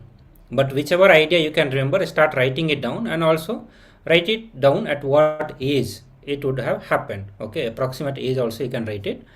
Try to go to the earliest memory and the ideas that you built. Okay, you may have built some ideas 1 year before also by watching various YouTube videos or reading certain literature or researches or various sources. Like once we get inspired to build health, we go on building certain ideas about the health by reading the various articles or gathering various informations from the various sources.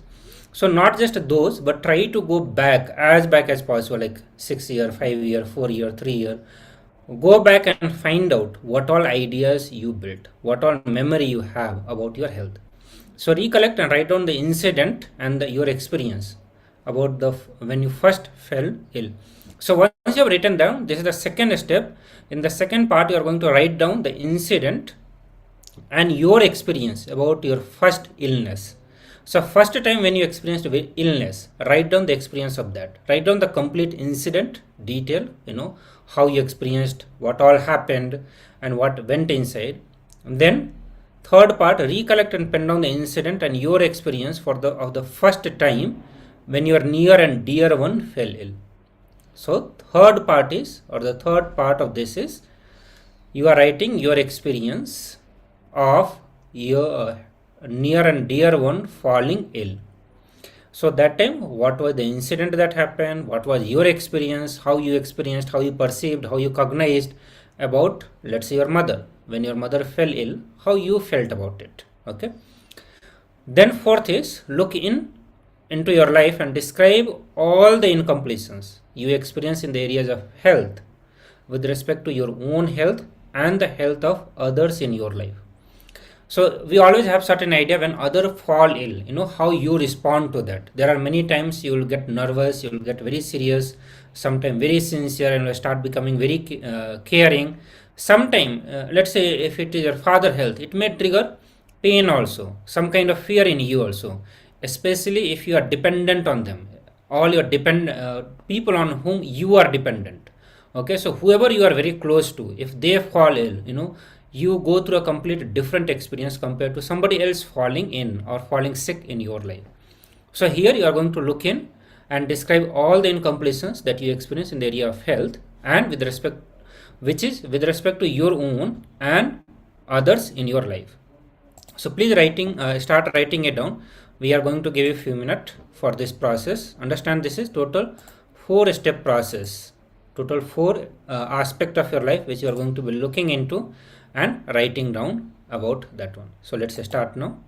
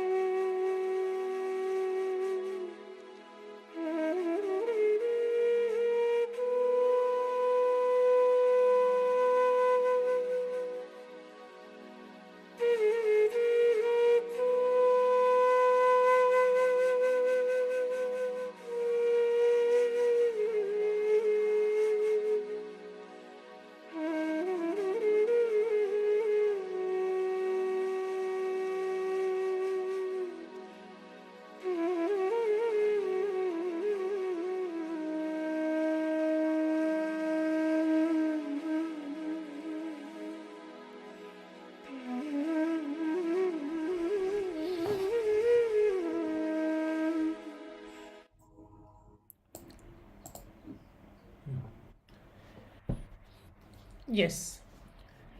So I request each of the participants to continue to write the exercise. And requesting each of the participants to please come on camera as well. I see many participants are not on camera. Be on camera and be seated, as this is a very important internalization exercise.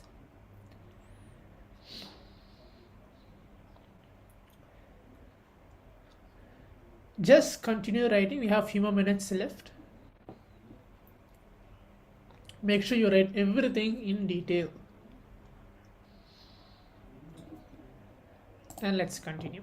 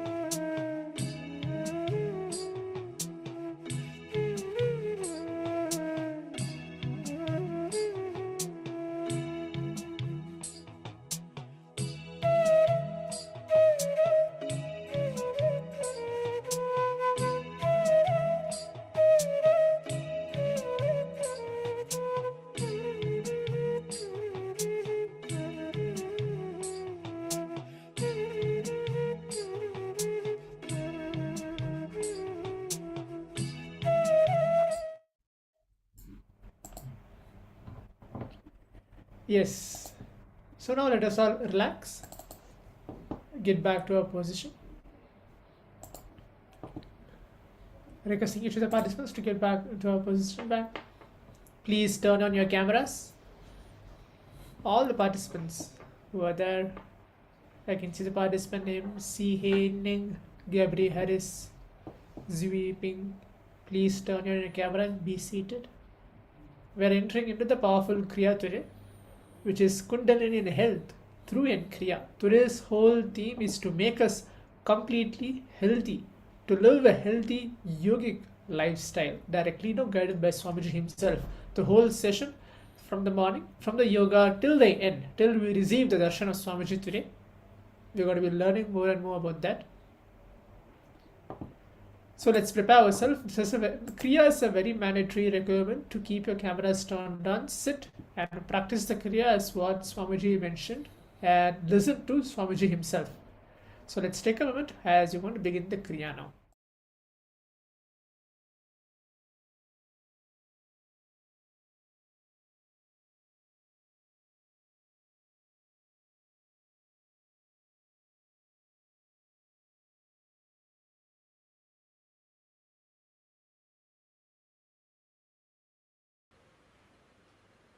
Yan Kriya is almost like a hammering the Kundalini snake which is just sleeping.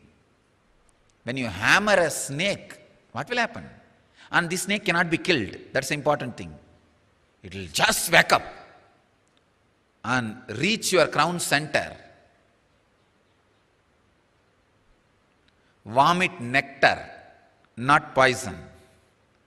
This snake is a snake filled with nectar, not poison. I can tell you, when the Kundalini is awakened, your skin starts shining because layer by layer your engrams get cleaned. Layer by layer, the Kundalini energy gets infused. I am seeing very serious problems, tumors, very serious illnesses, long time back pain, long time depression, all these disappearing by this levitation, the Kundalini awakening. I only wanted to insist on sitting in Batmasana and continuously unclutching even while levitation is happening in you, so that it became a proper, beautiful flow. Not just hopping, it will be a proper yogic flying. Raise, be in the sky for a few seconds in that ecstasy, and land. It will be almost like a paragliding. It will give you the paragliding experience. Rising, being in the sky, and beautifully landing. Even while levitation is happening, unclutch. Continue to unclutch. I will now initiate all of you into this powerful Yan Kriya, which is a direct process for awakening the Kundalini. Houston, Dhyanatma's mother, don't drink water, you are going to do Kriya now. How will you do what? Do Kriya. Before this Kriya, at least for at least 10-20 minutes, don't eat or drink anything, because your body needs to be a little free. And these guys forget you are sitting in my presence. You may forget, but I am remembering.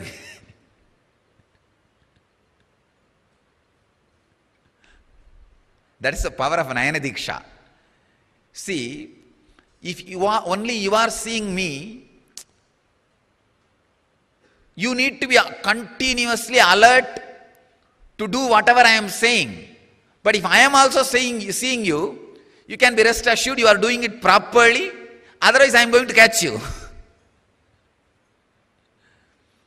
The constant, vigilant eyes of the Master is on you to guide, direct, evolve. I am telling you, really I am so happy for all the centers who are having the two-way video conferencing, because the initiation, not only giving you the technique, I am ensuring you are doing it properly.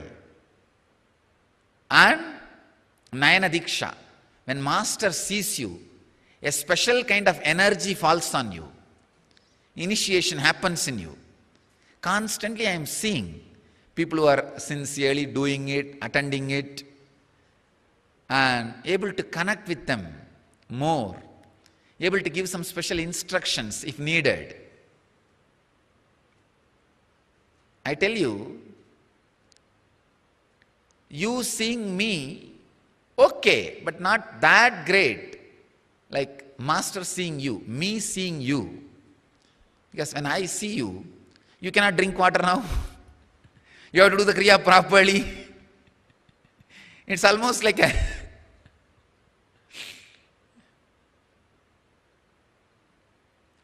directly sitting in front of me and being guided. And one nice thing, this 360-degree vision also comes handy now. I am seeing all over the world. But even one person moving anywhere, doing a small mischief, I will know just like that. You can tell very clearly.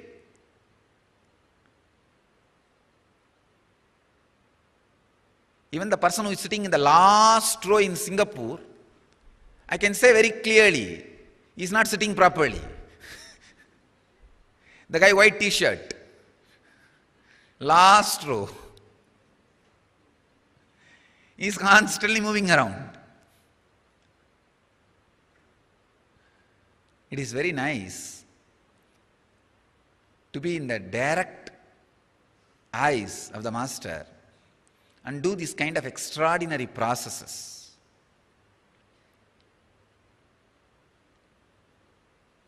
Yesterday there was a Vibhuti materialization in Houston, Padukas. In the website they reported mistakenly as a New York. The moment I saw the Paduka on the photograph, I said, no, it looks like Houston. How do you say it's a New York? Then they said, yes, Swamiji, we will alter it. Now by seeing again and again different centers, I just know which center has Paduka and background, cloth, everything.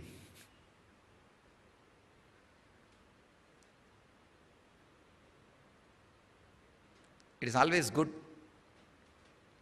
not only seeing the Master, be seen by the Master. Being seen by the Master, so that it becomes easy. Let me enter into the Kriya, initiation. Please understand. I will give you the instruction now. Don't do now. We will start next. The first step. Please understand. It is one of the most powerful, sacred secret from the Saraswati civilization directly. I do not know how many thousands of years before this secret was discovered and evolved to awaken the intense inner potential energy of your body and alter the very basic unit of your body, which you may call as a DNA or molecular or genetical system, whatever you call it, to alter the whole thing for good.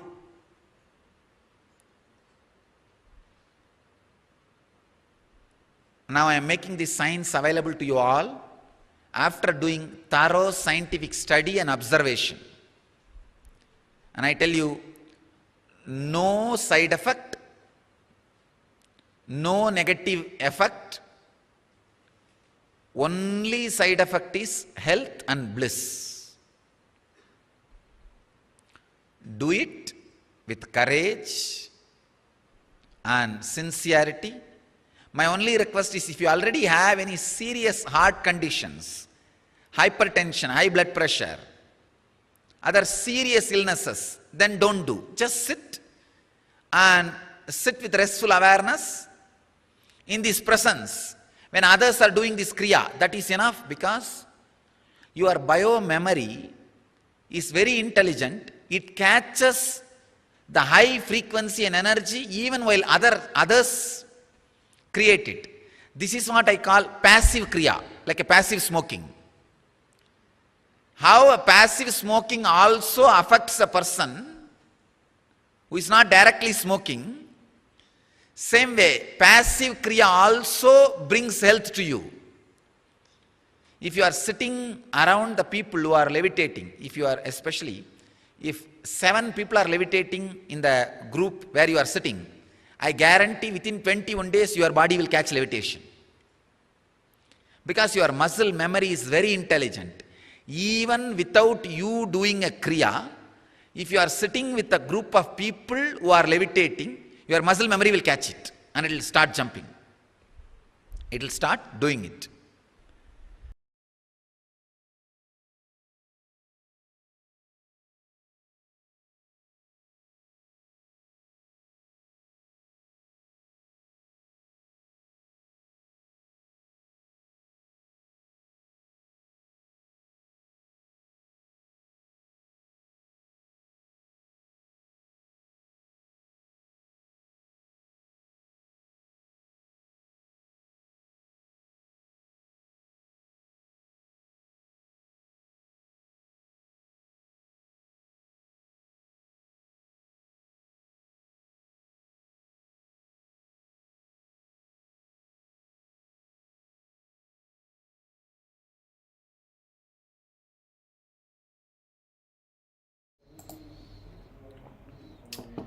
Yes, so that was Kriya. This very short Kriya directly conducted by Swamiji himself on Kundalini and health through and Kriya. So now let's enter into the power manifestation, manifesting Shaktis of Paramashiva. Today we are focusing on manifesting the Ashtamaha Shaktis. And today we're going to, in this session, we're going to do the power of increasing the height, the person who is next to you. Okay. If you have anyone with you, maybe in your home, in your office, or wherever you're sitting and watching this Paramashivam program online, if you have someone with you, you're going to increase the other person's height. Okay, if you don't have anyone with you, you can increase your height. That's not a problem. But in specific, this session for this 21 minutes, which we're going to manifest now, is going to we're going to manifest the person who is next to you. Anyone it can be. It can be your sister, brother, father, mother, anyone who is there in your home, or your friends, your relatives. So you're going to explain the signs of this power manifestation to them, and then you're going to manifest. I'll just explain the brief, what are we going to do and how this power manifestation happens. It's basically, it's not going to be a permanent height change when you manifest this power. When you manifest, you will take the before your height. For example, you're going to take the before height. What is your height? And after the power manifestation, how many inches, or maybe if you can increase 1 feet, that will be great. And you will see the after height measurement as well. And that's not going to be the permanent height, because this we are just in the process of manifesting. Once each of us are able to do continuously 21 times, and then you manifest through your will persistence with the feeling connection with Swamiji, declaring, yes, I want to change my height from just increasing 1 feet height higher. You will see the permanent change. As of now, each one of us are in the process of manifesting. So for example, if people come and if at all you're manifesting to your friend is coming and telling you, oh, is it really that my height is going to change if you're going to increase it and it's going to be permanent? Not at all. We are just manifesting the power to show that yes, these power manifestation sciences are real. What happened thousands of years ago, this one of the power of Ashtamaha Shaktis, even now it is real. Swamiji is proving with all of us through this just by initiation. So now what are we going to do is make sure you have the before height measurement. Note it down. You're going to sit and watch the oneness capsule. Okay, we're going to play the oneness capsule for all the participants to sit and gaze at Swamiji so that you will feel more connected. You can chant the Mahavakya internally as well. Take few minutes to, make yourself be seated so that you don't have any disturbance during the power manifestation. It's only you and Swamiji. And let the power manifestation happen. Do not expect for a result.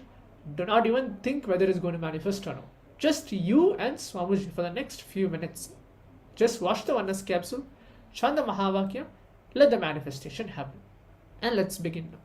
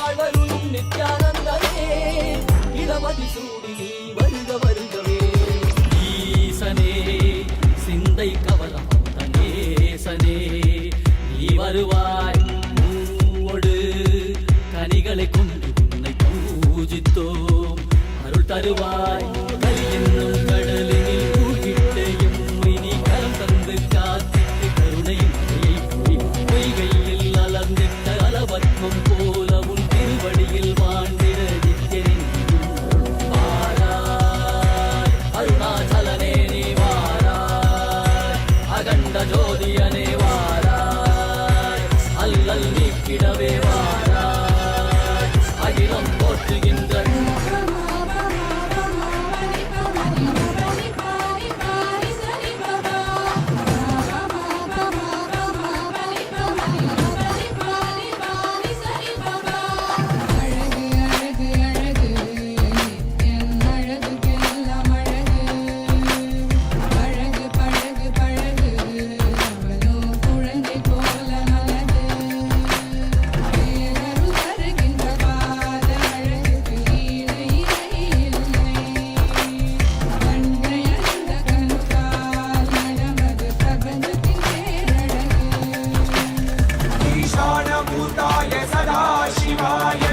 वक्राय महेश्वराय अघोरहृदयाय रुद्रेश्वराय वामेश्वराय स्थितिकारणाय सत्यस्वरूपाय सृजनेश्वराय स्वागतं स्वागतं स्वामिन् ते स्वागतम् अस्माकं हृदये भोः स्वागतं ते स्वागतं स्वागतं स्वामिन् ते स्वागतम् अस्माकं हृदये भोः स्वागतं ब्रह्मस्वरूपं शिवशक्तियैक्यं दमरुककरतिरुशूलम् आह्वानहस्तं काषाय वस्त्रं राजसन्न्यासं वन्देहं परमहंस नित्यानन्द सद्गुरुं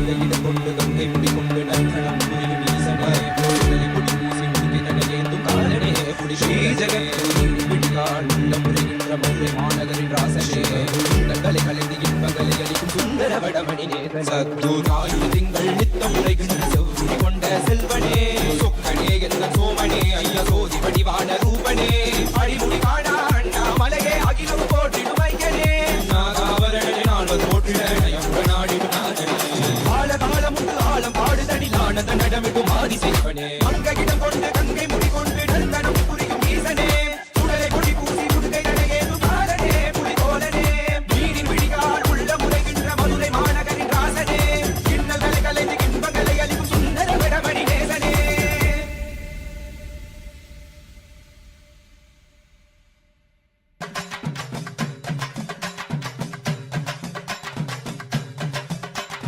வாராரையா வாராரு நம்ம கருப்பசாமி வாராரு வானத்துக்கும் பூமிக்கும் புது வடிவம் தாங்கி வாராரு வீச்சருவா கையில ஏந்தி வேகமாக வாராரு வீச்சருவா கையில ஏந்தி வேகமாக வாராரு வீரபத்திர சாமி கூட விறுவிறுன்னு வாராரு வீரபத்திர சாமி கூட விறுவிறுன்னு வாராரு வாராரையா வாராரு நம்ம கருப்பசாமி வாராரு வாராரையா வாராரு நம்ம கருப்பசாமி வாராரு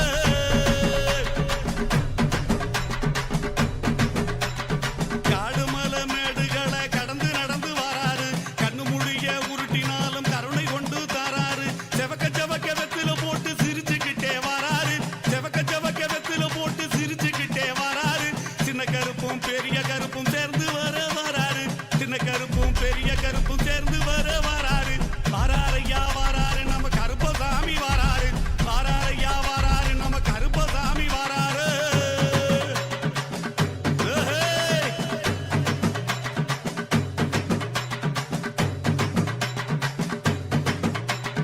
நாட்டுல இருக்கும் மக்களை எல்லாம் பார்த்து போக வராரு நல்லவன் கெட்டவன் செயலை பார்த்து பலன் கொடுக்க போறாரு நாட்டுல இருக்கும் மக்களை எல்லாம் பார்த்து போக வராரு நல்லவன் கெட்டவன் செயலை பார்த்து பலன் கொடுக்க போறாரு தப்பு செஞ்ச யாருக்குமே ஜாமீன் கொடுக்க மாட்டாரு எங்க ஐயா தப்பு செஞ்ச யாருக்குமே ஜாமீன் கொடுக்க மாட்டாரு நேர்மையாக இருப்பவரை கைவிடவே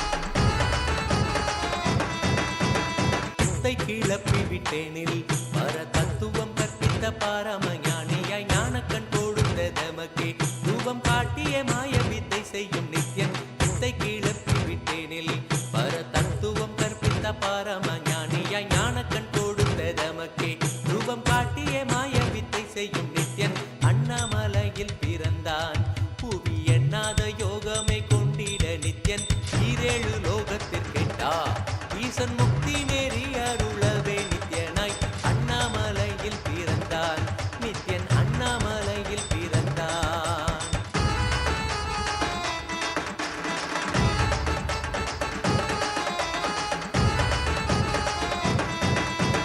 மெய்ப்பொருளான நித்யனை ஆழ்ந்து சிந்திக்க ஐயனின் ரூபம் விளங்கும் தாண்டும் சிவசக்தியாக ஐம்பொறிகளுக்கும் புலனாகின்ற நித்யன் மெய்ப்பொருளான நித்யனை ஆழ்ந்து சிந்திக்க ஐயனின் ரூபம் விளங்கும் யாண்டும் சிவசக்தியாக ஐம்பொறிகளுக்கும் புலனாகின்ற நித்யன் அண்ணாமலையில் பிறந்தான் புவி எண்ணாத யோகமே கொண்டிட நித்யன் ஈரேழு லோகத்திற்கெட்டா ஈசன் முக்தி நெறி அருளவே நித்யனாய் அண்ணாமலையில் பிறந்தான் திருவண்ணாமலையில் பிறந்தான்.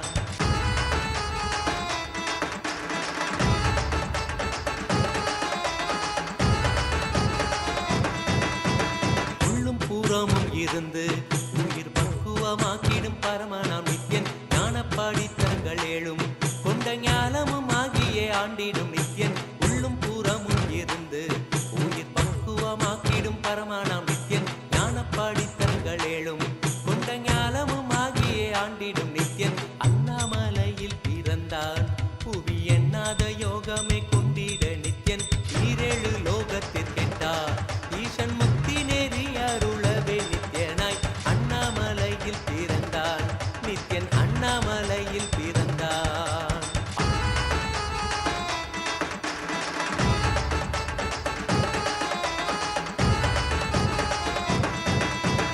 ஆப்த வாக்கியங்களான அருள் கவிதைகள் நித்யனின் மகிமை சொல்லிடும் மகிமை அர்ப்பித்த பின்னே சிவசக்தி ஸ்வரூபமாய் தோன்றிடும் நித்யன் ஆப்த வாக்கியங்களான உத்தமன் சொல்லி உண்மை திருத்தாங்கி வாங்கிய மனத்தில் வந்திட்ட துக்கமெல்லாம் போக்கி குறையலாம் களைந்து நிறைவலாம் தந்திட ஓங்கி உலகளந்த உத்தமன் பாதத்தை வருடிய கங்கை வருடிய பூமிக்கு வந்தேன் ஹரித்வாரம் கண்டேன் வாருங்கள். தகமலை வந்த மகாதேவிகமா நின்றவா அண்டத்துக்கு நித்யானந்த தியானம் தந்தவா தகமலை வந்த மகாதேவிகமா நின்றவா அண்டத்துக்கு நித்யானந்த தியானம் தந்தவா கட்டி தரும் நித்யானந்தன் தியானம் தன்னை செய்தாலது பக்தியோடும் ஸ்ரத்தையோடும் நித்யா உன்னை பூஜிப்பது பல நாள் தவமோ பல நாள் நித்யானந்தன் ரூபம் இன்று இறையே குருவின் உருவில் வையம் காக்கும் எண்ணம் கொண்டு தகமலை வந்த மகாதேவிகமாய் நின்றவா அண்டத்துக்கு நித்யானந்த தியானம் தந்தவா தகமலை வந்த மகாதேவிகமாய் நின்றவா அண்டத்துக்கு Nithya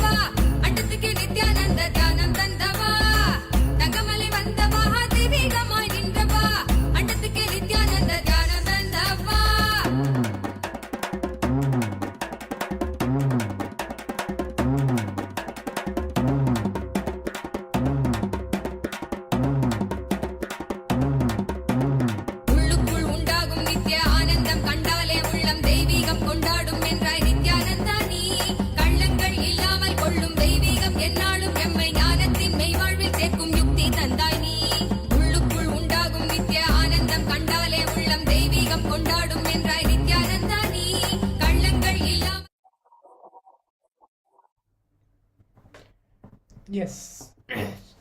I think we had around 15 minutes time for all the participants to manifest this power.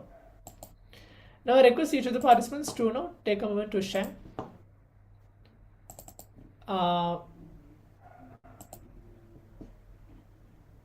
whether you have manifested, whether there's any change during this power manifestation.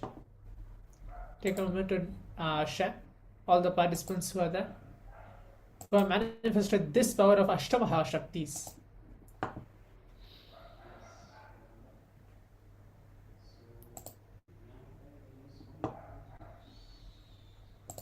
So I request all the participants to please take a few moments and share the result of power manifestation, and also feel free to share your experience of power manifestation. I'm sure all of you are having really good experiences watching oneness capsule, having the darshan of Swamiji, and at the same time doing the power manifestation, manifesting oneness with him. So while you take some time to share your result and experiences, we'll introduce the next session that we are going to be having. In the next session, we'll watch a discourse from Supreme Pontiff of Hinduism, or Swamiji himself, where he will be talking about how to carve the body without doing any kind of workout. So it may be, I'm sure it's good news for many of you.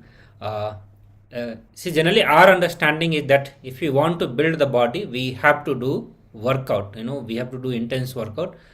And because many of us do not do the kind of, we have built the body, the kind of body we have, especially many people who do not have either a healthy body or, a good physique, good looking body. For both of that, we think that because we have not worked out for that.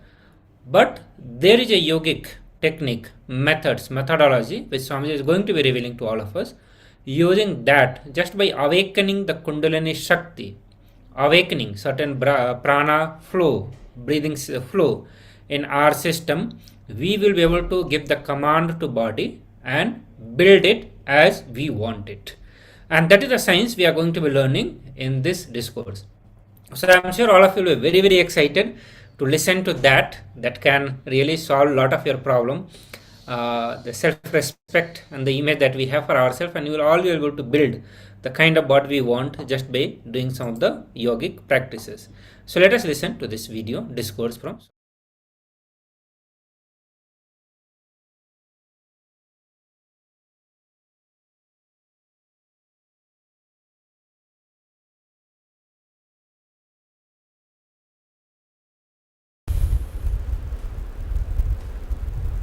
living enlightenment process is living enlightenment process. I think I can give only this as an introduction. Living enlightenment process is living enlightenment process. Maybe I can give you the story of how this program happened in me.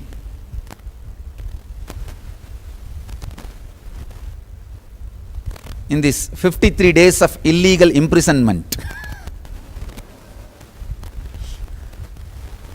During the 53 days, maybe it was the evening, I was just going through Hatha Yoga Pratipika by a great master, Swatmarama, Swami Swatmarama, who is master and compiler of the Hatha Yoga. Hatha Yoga means the science of becoming enlightened and science of preparing the body for enlightenment. You can say the science of bolting the enlightenment experience in your physiology. So that is Hatha Yoga. He's a great master, Swatmarama. I was just going through his books, his works. When I was going through a sloka,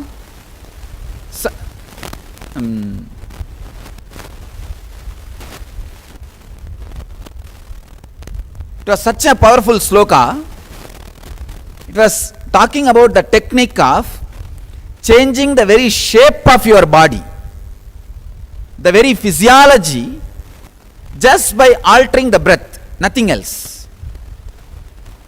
Just if you stop the one side nostril and shift the flow to the other side, just stopping the one side and shifting the flow to other side, just playing with the flow of breath, flow of breathing very playfully, the very physiological structure can be changed.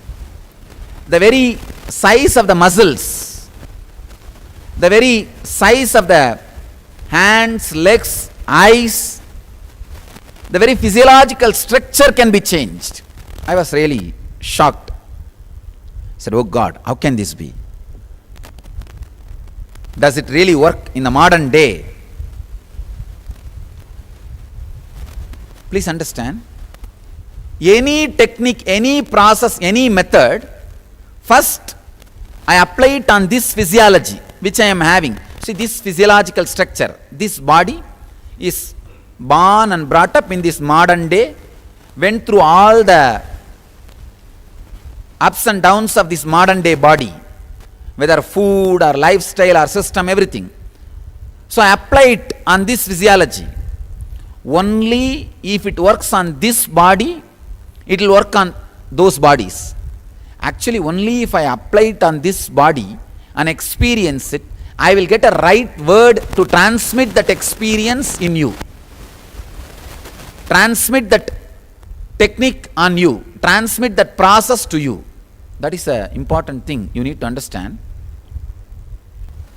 I decided to apply that process on me. I am just seeing how the whole flow happened.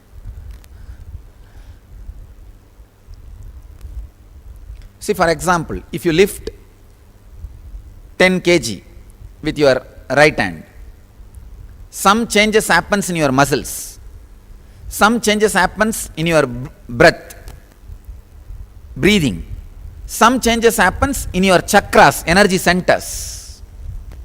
Understand? When you lift 10 kg, some changes in your muscles, some corresponding changes in your breathing system, corresponding vibration changes in your 7 chakras. So I was trying to do this trying to reverse this whole thing. I tried to create the same vibration in the chakra. I saw very clearly the same breathing changes are happening and same muscle changes are happening. So now I know the formula of shaping your body without working out.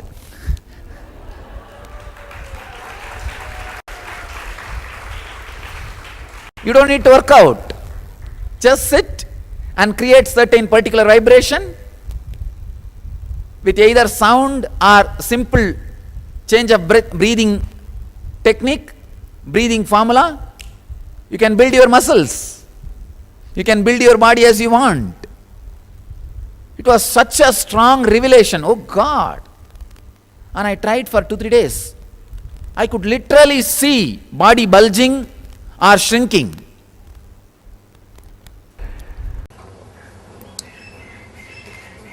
Today's truth is breakthrough in consciousness.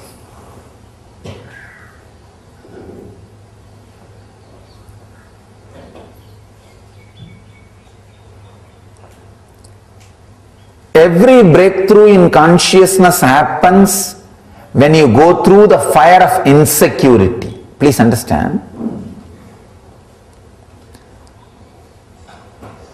Only in 10 dimensions there is growth. Length, breadth, depth. The combinations of length, breadth, depth.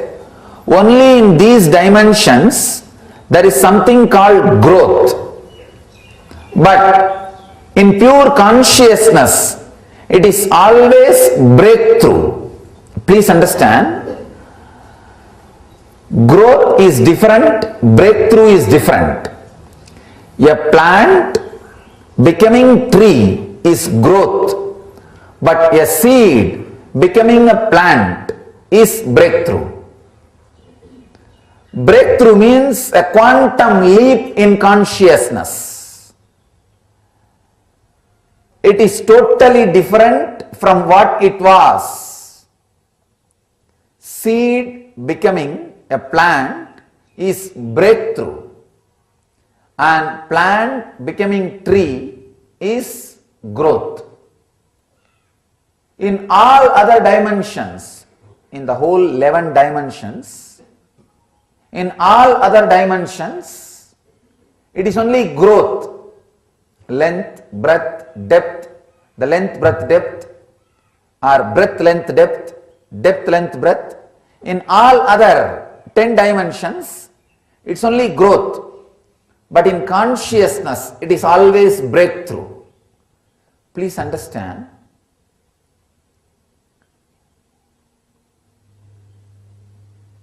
All growth happens only in the mind. But in consciousness, it is only breakthrough. That is why enlightenment is always instantaneous. It is not gradual. Whatever you experience gradual is just what is happening in your mind, not in your consciousness. It's like heating the water. Till 99 degree it is growth. But the 100th degree, the water becoming steam is breakthrough. Same way in our consciousness, all the practice you do is growth in the mind. You create a situation where the breakthrough can happen. But breakthrough itself does not happen by growth. It is totally different phenomenon. Breakthrough in consciousness happens only when you go through the fire of insecurity. Means you will practice your best and you will do all kinds of practice, but suddenly you will be in a position where you do not know the next step, where you do not know what is in the other shore, where you do not know what is next. Simply you are in a situation where the utter insecurity, what we call darkness of the soul, how you behave when that space happens in you is the decision making factor whether you are going to have the breakthrough in consciousness or fall back. Understand? Master is master in creating this kind of situations. Master exactly creates you the right utter insecurity and have the breakthrough in consciousness, the enlightenment itself. Every day the possibility for breakthrough exists.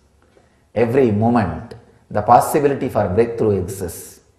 So I wanted all of you to know all other things, taking bath thrice a day, washing your body with herbal ash, rolling on the ground, doing the pranayam, doing these techniques, everything is for growth. That is why these things can be sold very easily in the market. It really does the growth in you. You feel, wow, last 10 days I am feeling healthy. Last 10 days I am doing, my muscles are different. You can see the growth. But I am not the teacher who is selling the techniques for growth. I am the master who just breaks and gives you breakthroughs. Understand? Aparigraha and Satya are the possibility for breakthrough, and all other things are only possibility for growth. Here I am insisting on going through the utter insecurity, the acid test, the fire of insecurity, and having the breakthrough in consciousness. I bless you all to have that breakthrough. Let you all live and radiate enlightenment. Let you all experience and radiate the eternal bliss, Nithyananda.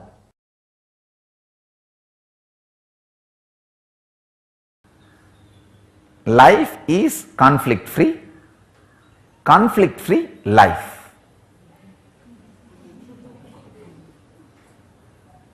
Don't analyze, am I conflict-free? How to live conflict-free life? What is the technique? What is the method? How to go about? Nothing. Life is conflict-free. If I am living, I am conflict-free.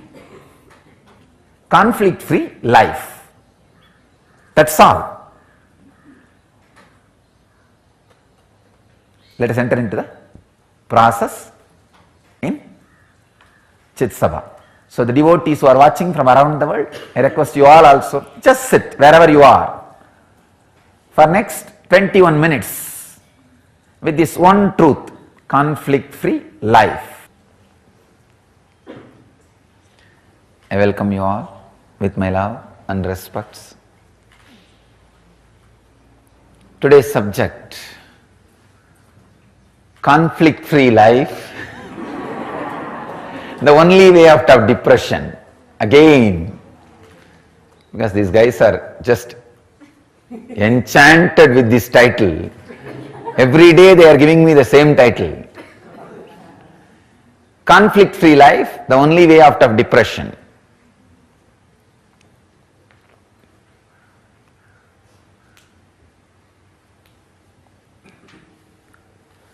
Learn the art of prana pratishta. Learn the art of prana pratishta, giving life to what you want. Then you will just live in conflict-free life. Understand? It's a very simple truth. I think I would have explained this villager with whom I had a very strange experience.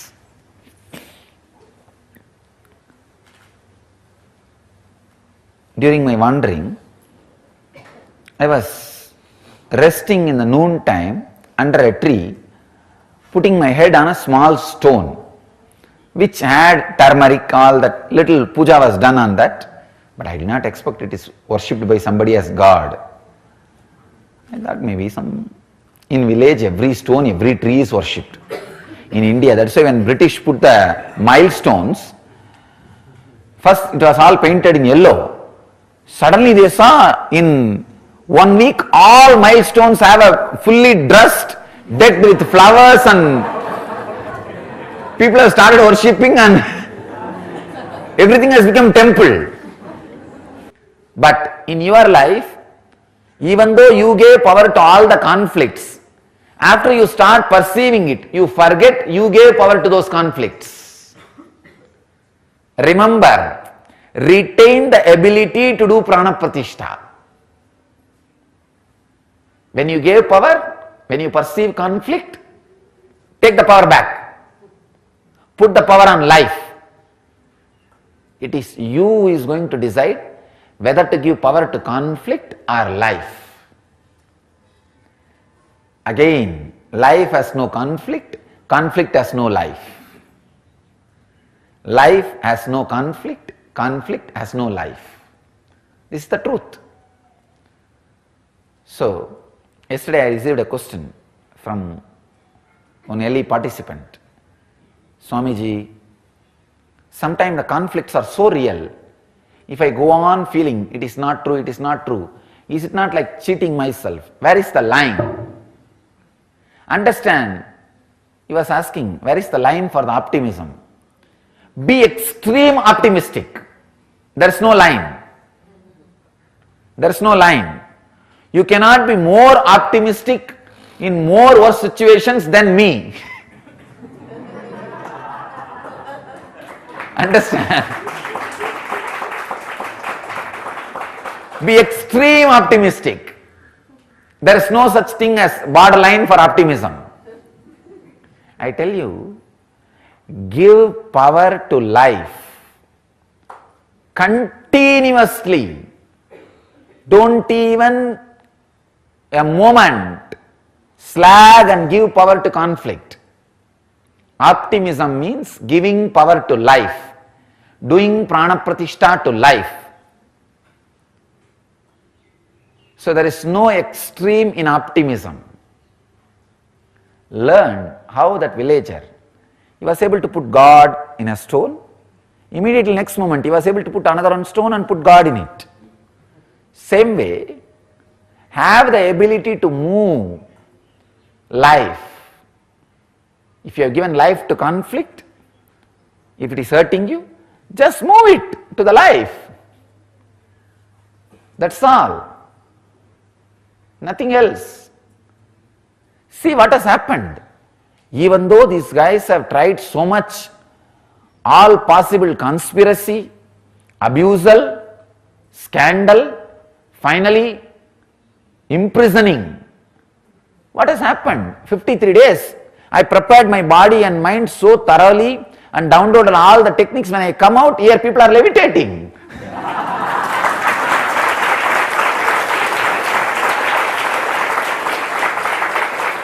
And I am telling you honestly, that 53 days, I made use so thoroughly, so perfectly, I downloaded a new science.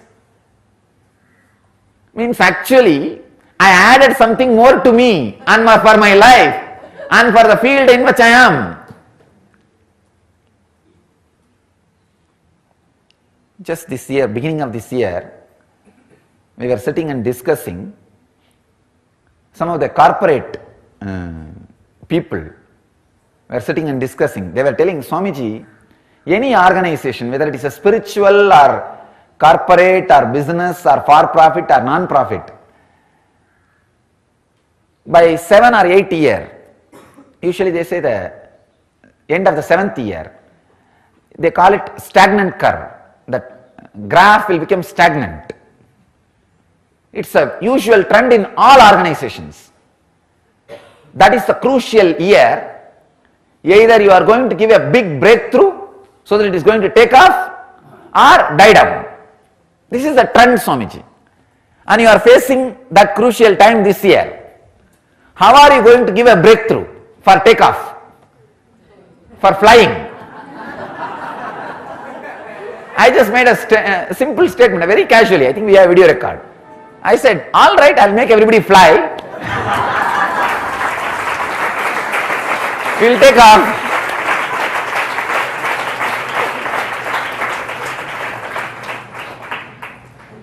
And now we know. Now we have a big, great breakthrough.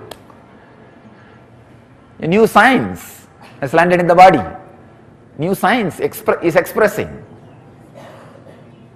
Of course, I know when the samana balancing happens, this levitation or floating on the water or different siddhis starts expressing.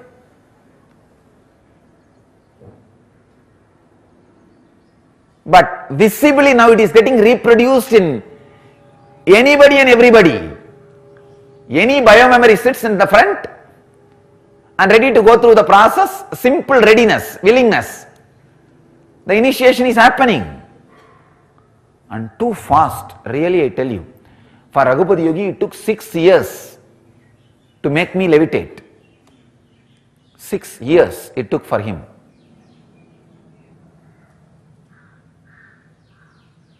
And I think we have not even completed 6 days of early process. Already 50 people at least experienced. 50% have experienced at least psychological and physical levitation. 50 people have experienced at least the physical levitation. And it is not easy joke. You cannot cheat.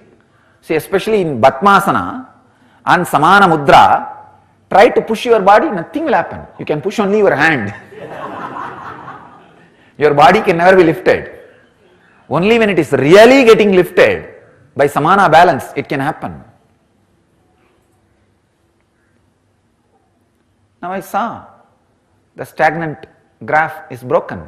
Now we have taken off. Please understand, either there is nothing like you other than the other exists, or nothing like other exists other than you.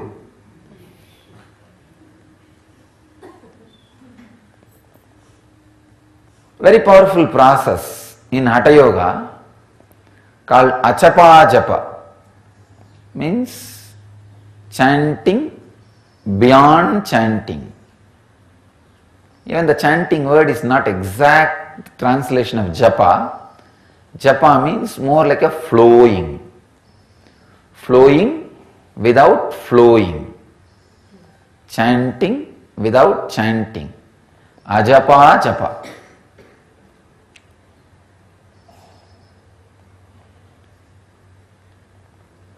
Constantly, knowingly or unknowingly, consciously or unconsciously, your being goes on chanting this Hamsa mantra. When you inhale, the tone hum. When you exhale, sam. When we verbalize, even this hum and sam gets shape. But if you don't verbalize and just observe, the subtle version of hum and sam will be happening. It will not be complete defined hum or defined sam. It's like a hum, sam. See, physically when you see, you have a defined body. When you close your eyes and try to visualize you will have an undefined version of you. It will not be a defined version. An undefined kind of a line drawing, caricature, cartoon, line sketch. Same way, when you sit and listen to this ajapa japa, flowing of non-flowing or beyond flowing, chanting of beyond chanting, if you observe that happening, you will see the line drawing or caricatured version, cartoon version of this Hamsa mantra will be happening. Please do not add that hum or some sound with will. No. I am not asking you to add with will. When you add with will, it becomes japa, means chanting. No. I am not teaching you that. I am telling you to sit and try to find out the mantra. In the beginning, it will be the dull version or undefined version of hum and sam. Slowly, either hum or sam will disappear. Understand? Hum means the idea, me, I. Sam means the whole. You can call it cosmos, God, or anything other than you. Anything beyond you. When the strong defining difference between this hum and sam disappears, you become Paramahamsa. As long as this hum and sam happens in you, you are a Hamsa. When the gap between the sound difference between this hum and sam disappears, means merges into one, that you and he merges into one, the I and you merges into one, you become Paramahamsa. You are beyond the Hamsa. Anybody who is beyond the Hamsa mantra is Paramahamsa. Constantly the Hamsa mantra is happening in you. First thing you need to do is become aware of it. Second thing, constantly try to be with it. Third, automatically the gap between the two will disappear. You are Paramahamsa. Understand? Very powerful technique. for practicing conflict-free life. It's a very powerful way of balancing or elevating your internal consciousness beyond the conflict. The teaching which I was sharing yesterday, life has no conflict, conflict has no life, will become reality in you when your Hamsa mantra gets in tune, because any verbalization goes on inside, adds its smell to your breathing. Any verbalization goes on inside, adds its smell to your breathing, means adds its vibration to your breathing. So when you sit with Hamsa, first thing is verbalization, inner verbalization settles down. Only the physiological movements will be happening, means the physiological conflict of going in and coming out. When you sit with that also, even the physiological conflict will disappear. Please understand. As on now, you will not even be having pure hum or pure sound. Along with that hum sound, all the garbage which is going on the head will be going. Along with the sum, all the garbage, chaos happening in the mind will be happening. So when I asked you to sit with Hamsa mantra, the psychological mutation will happen.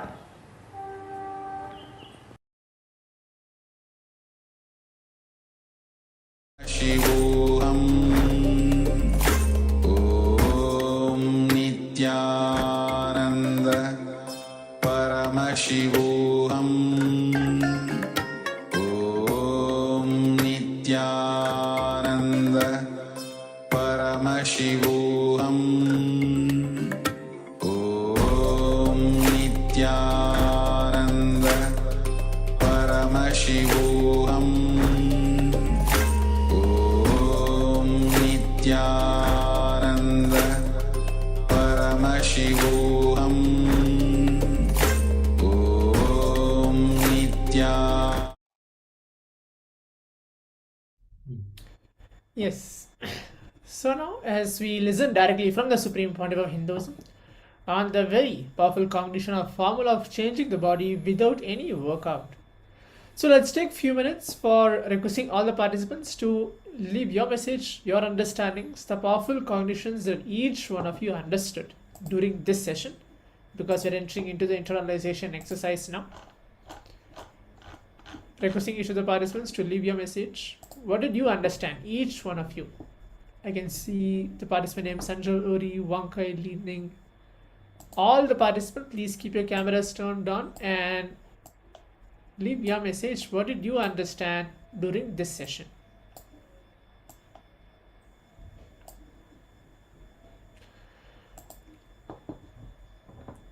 Yes, so now let's move on to the internalization exercise. In the meantime, as the participants leave the message, all of us should know, Swamiji very beautifully told this back in 2019 itself, that our biology thinks. Thinking is the activity that affects directly one end, the consciousness, and the other end, which is in your tips of your fingers, nails, or tips of your hair itself.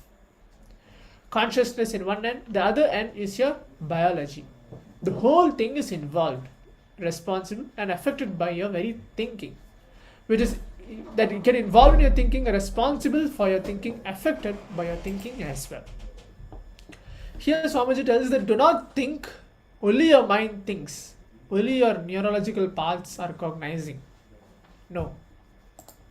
Whenever you think that your mind thinks, you think, oh, somebody else, not me, because you feel more grounded with your very biology, with your very body, rather than your mind and other components itself. So all of us start thinking without even knowing how we think. We start thinking without even knowing how to stop thinking itself. So we start thinking before even knowing how to think. We start thinking before even stopping how to think. And all of us start thinking without even knowing how to think itself. Without knowing, before knowing, without knowing how to stop. All these three is responsible. Sure recipe for destruction. So there is no medicine in the world which describes 4 million diseases and disorders and gives cures for it. It is not just healing or maintenance. Cure. Hindu medicinal system is all about cure. All these words are directly from the Supreme Pontiff of Hinduism himself. Because of the integrity with intra-organ and internal organ we have, not only we manifest health, we can design the body as we want. Even if you do little completion, now we can understand what Swamiji actually is trying to convey here. When Swamiji's own yoga guru, Yogananda Puri, got up and said, my body, how can they do something which I cannot do it to this body by myself? Try to contemplate on this. Integrity to your internal organs, feel all the time you own them. You own completely with them. So whenever there is food taken, which puts you in depression, low mood, do not eat that food again. When there is an action done by you which disturbs your internal organs, don't do that again. As simple as that. Anything which is putting you powerless into the space of powerlessness, don't do that again. That is what integrity to your internal organs. So same way, when you utter a lie knowingly, or when you give a word knowingly that you are not going to fulfill, the harm that you are going to cause for your Vak Shakti, you can see it very clearly. Don't do that again. Sit and finish completing all the past.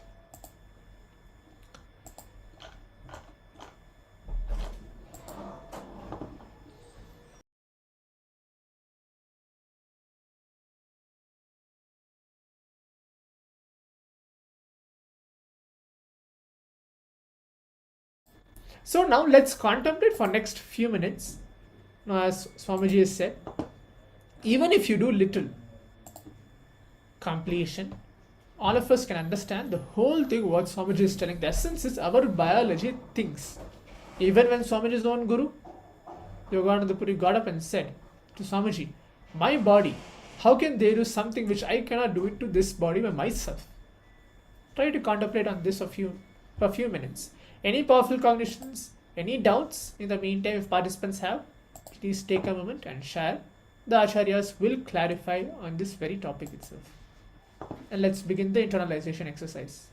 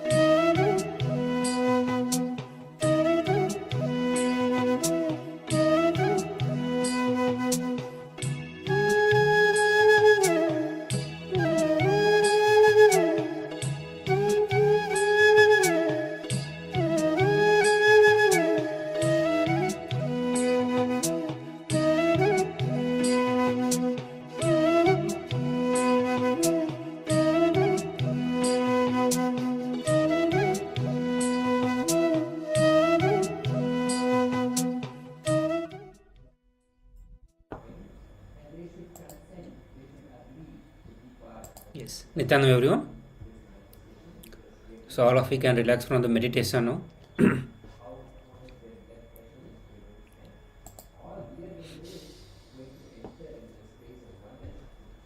So please share your understanding and the click that you got when you are contemplating on that your biology, the whole biology thinks.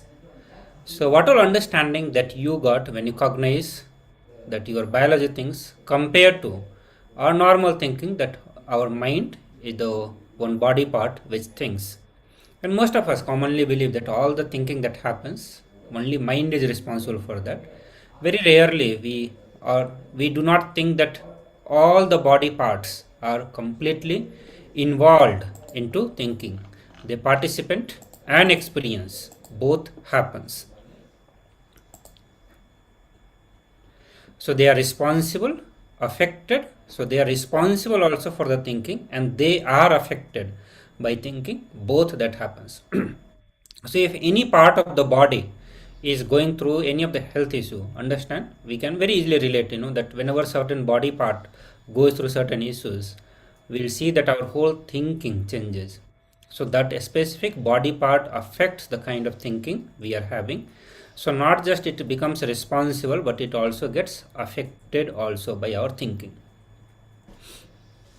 So let me know your experiences, your understanding of this contemplation on this powerful cognition.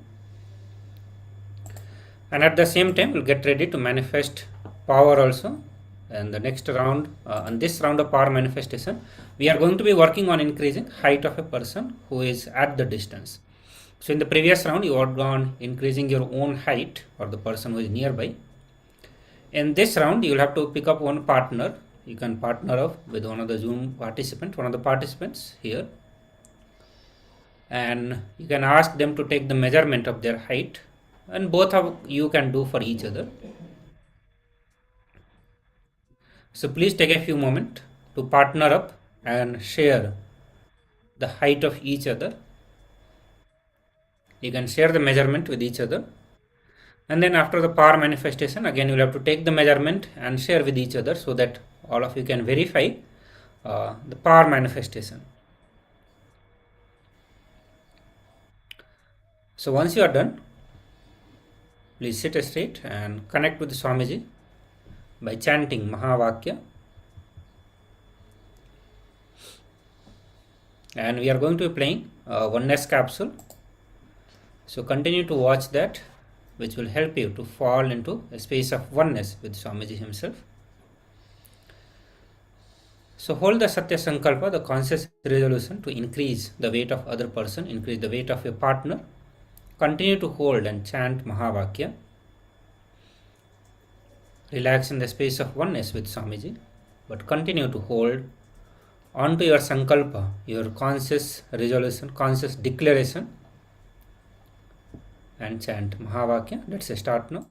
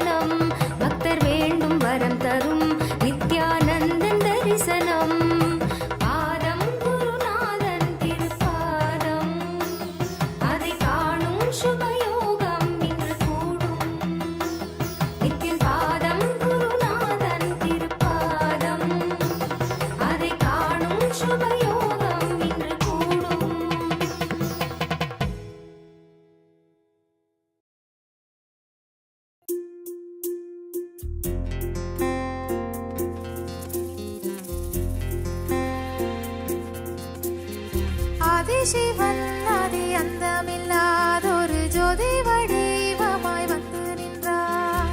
Adhisivan ஆதி அந்தமில்லாதொரு ஜோதி வடிவமாய் வந்து நின்றார். ஐந்தோழில் செய்தொழித்தான் அந்த வருத்தம் தீர்த்திட உலகம் வந்தான். அக்கைக்கு தேக்கைகள் அடித்திடும் போது சதாசிவன் என்னும் நினைவு கொண்டார். மாயை மக்களை மயக்கும் போது ஈசானத்தான் என்னும் நினைப்பும் கொண்டார். கண்கள் ககனம் காத்திடும் வேளையில் விட்டுடுவாய் வந்து தானாய் நின்றான். ஆகாத மனிதரை அழித்திடும் வேளையில் ஆகி நின்றான் அவன் ருத்திரனான். ஆதிசிவன் ஆதி அந்தமில்லாதொரு ஜோதி வடிவமாய் வந்து நின்றான்.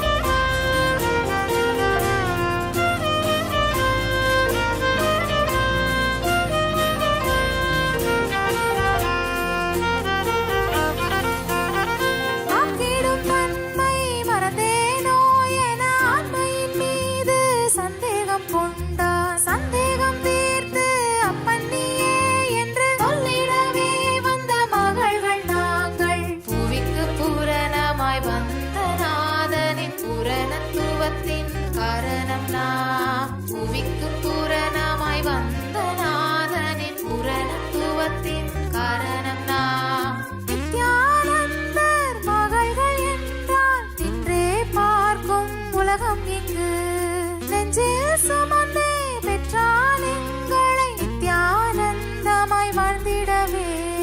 ஆதிசிவன் ஆதி அந்தமில்லாதொரு ஜோதி வடிவமாய் வந்து நின்றார். ஆதிசிவன் ஆதி அந்தமில்லாதொரு ஜோதி வடிவமாய் வந்து நின்றார்.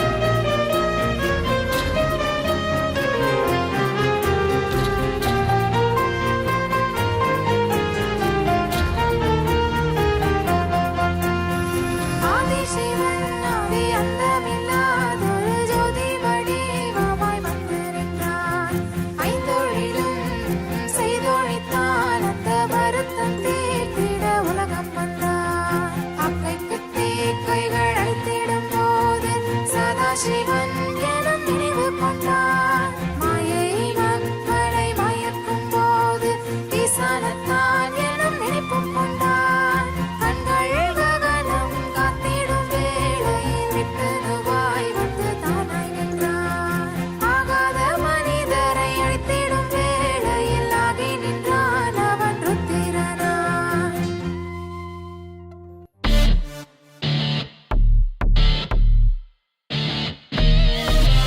Paramashiva, Paramashiva, Paramashiva Nithyananda. Paramashiva, Paramashiva, Paramashiva Nithyananda.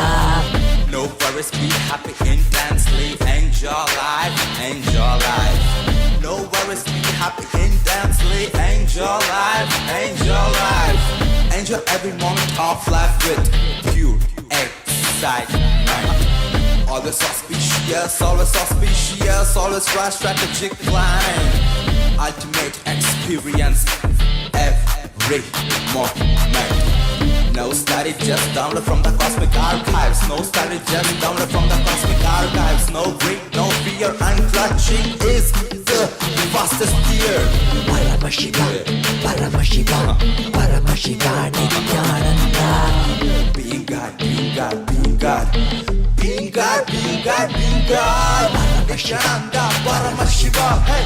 Nithyananda Paramashiva, hey. Master of your destiny. Create your reality. Master of your destiny. Create your reality. Beyond space, time, mind, mind. Beyond space, time, mind, mind.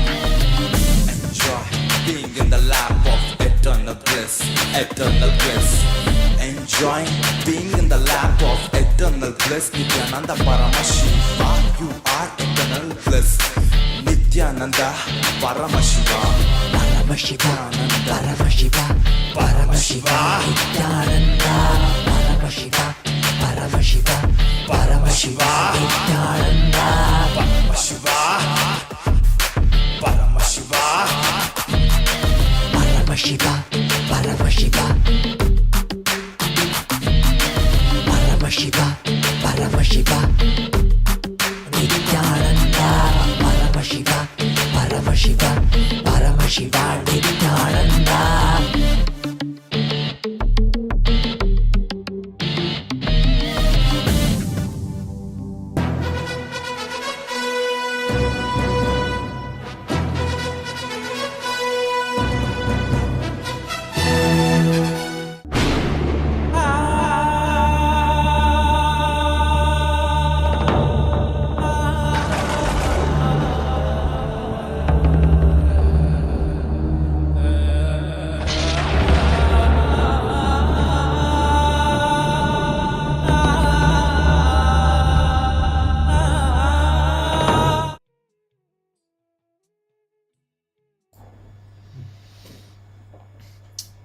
Yes.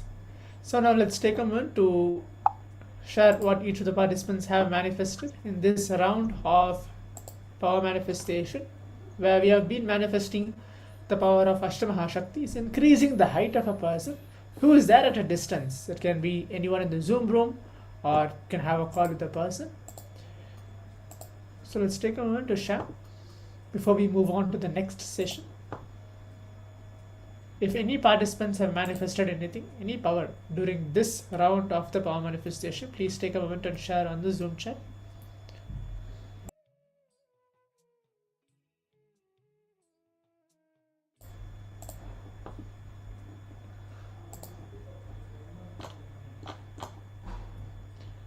Okay, I can see a participant said increased. Okay, wonderful.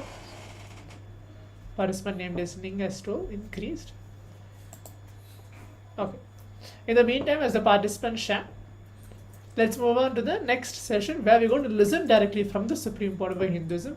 As you know, the whole day the theme was learning about the health, various different aspects of health, and now entering into the science of this spiritual healing that each one of us are going to receive.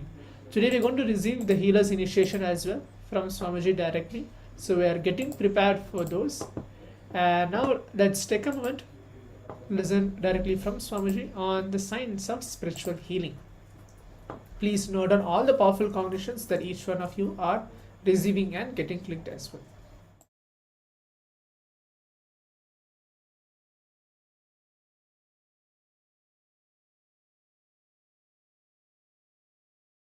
In our human body, there are 7 energy centers, which we call chakras.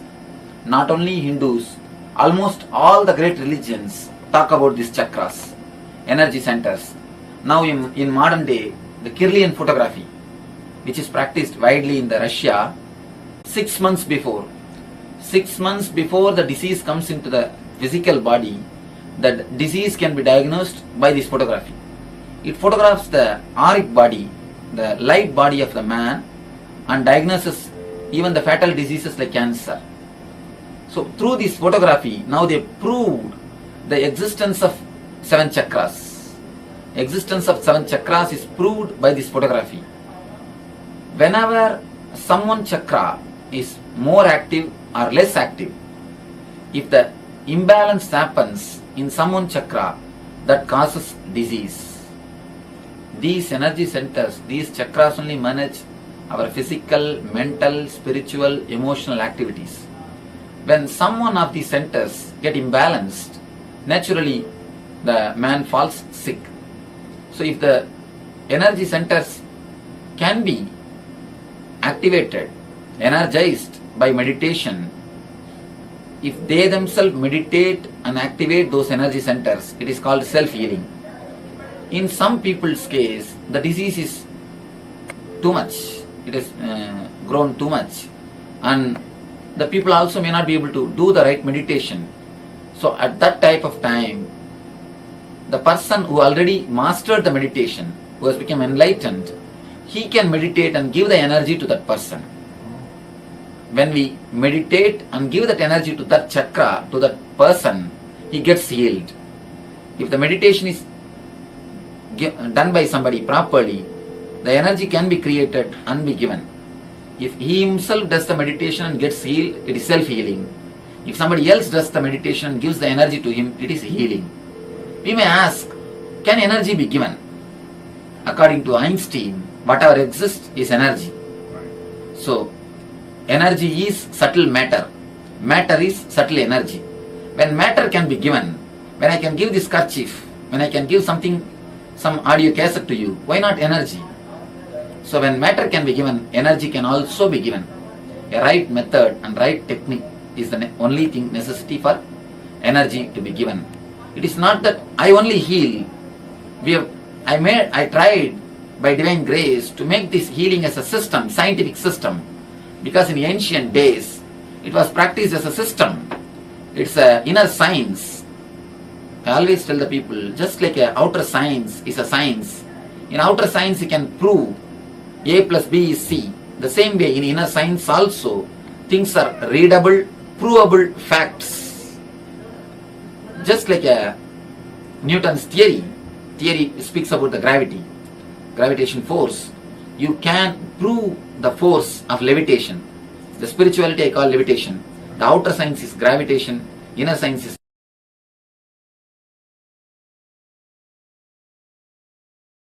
Today the first question. Swamiji, what is spiritual healing? Can you explain the way we can understand?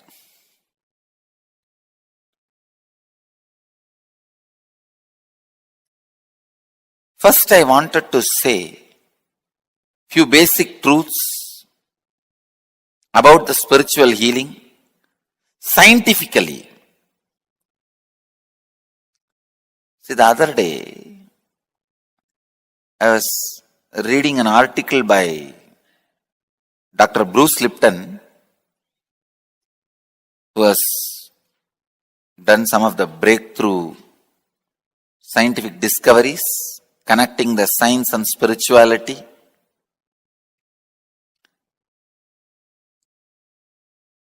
In his article, he is quoting a term called entanglement from quantum physics. In quantum physics, there is a term entanglement. means when one energy source entangles with another,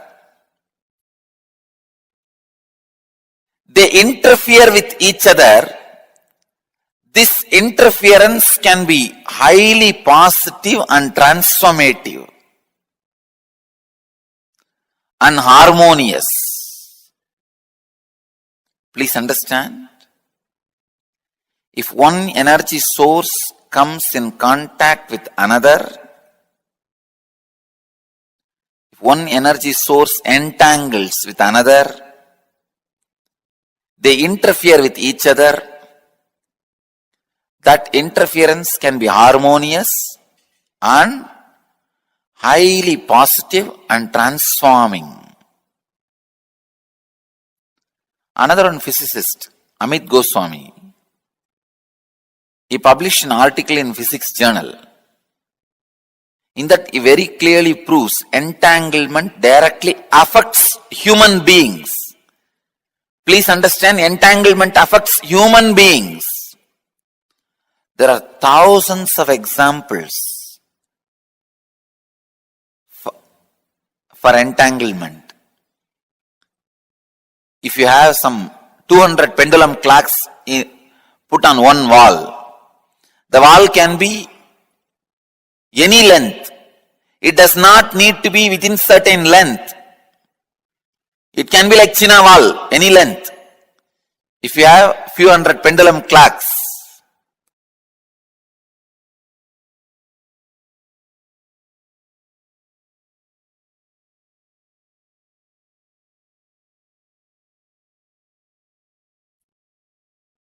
even if it is a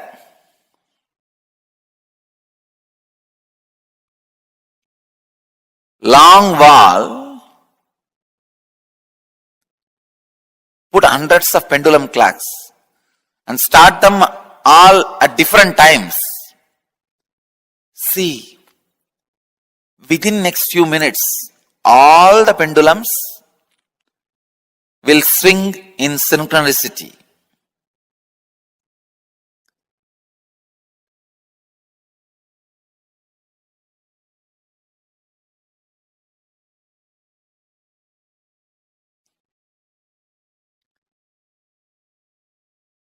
Exactly, this is what happens when you come in the breathing space of the healer. Please understand. When you come in my breathing space, this is what happens. Suddenly,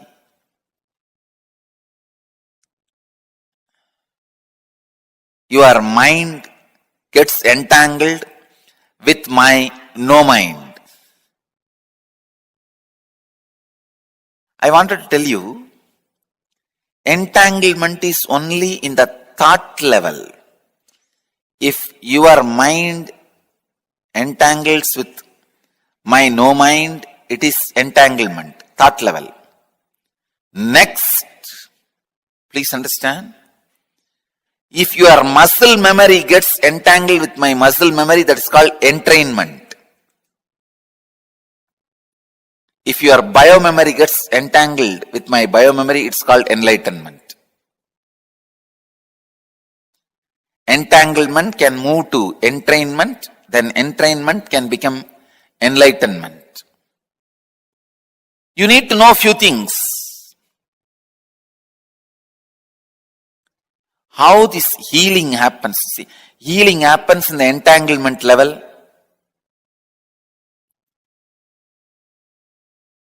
Kundalini awakening happens in the entrainment level. Levitation happens in deeper than entrainment. I can say momentary enlightenment.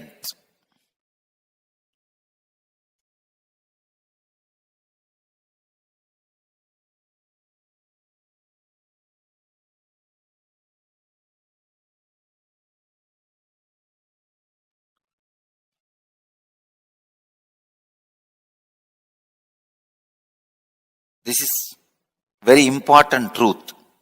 this truth about the entanglement, because this opens many doors, many possibilities, many understandings.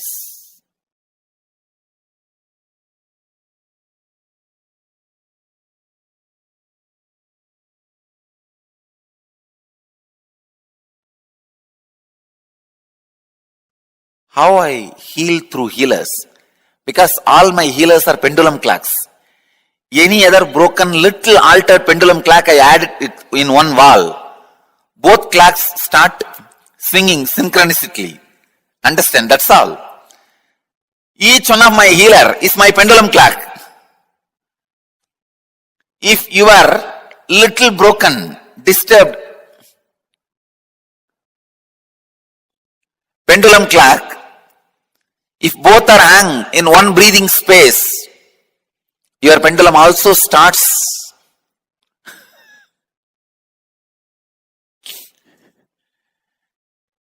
vibrating, moving.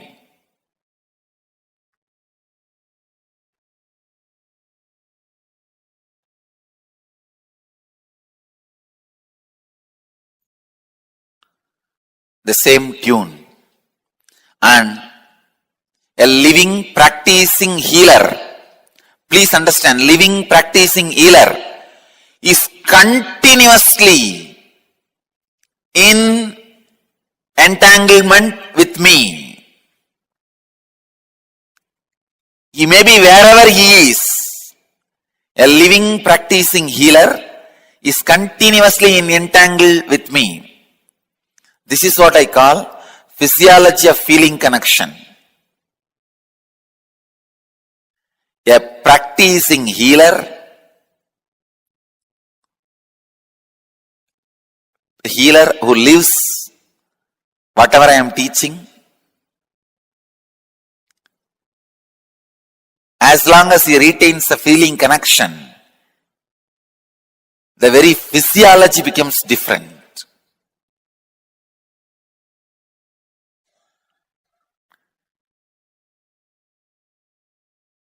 Entanglement means two person falling in tune with same thought. Entrainment means two person falling in tune with the same idea. Enlightenment means two person uniting beyond ideas.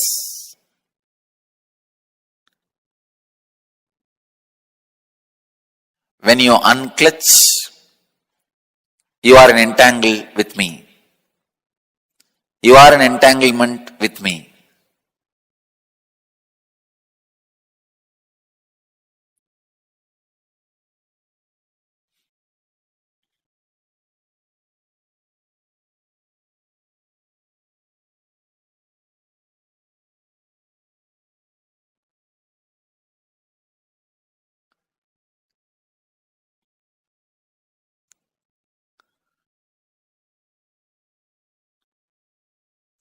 This again opens a huge door.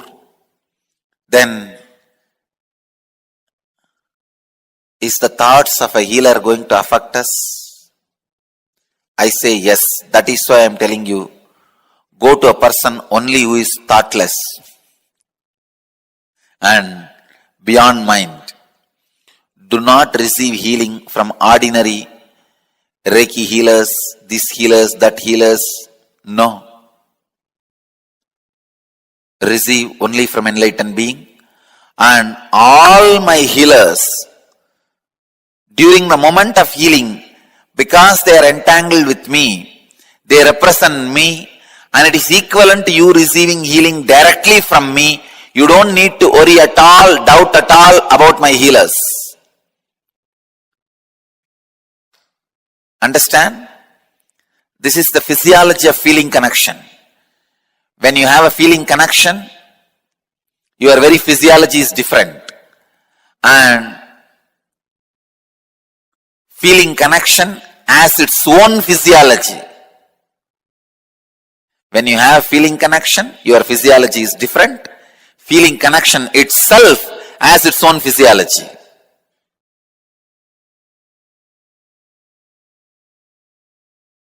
Please understand, the truth as it is I am sharing with you, the secret of healing, the essence of healing.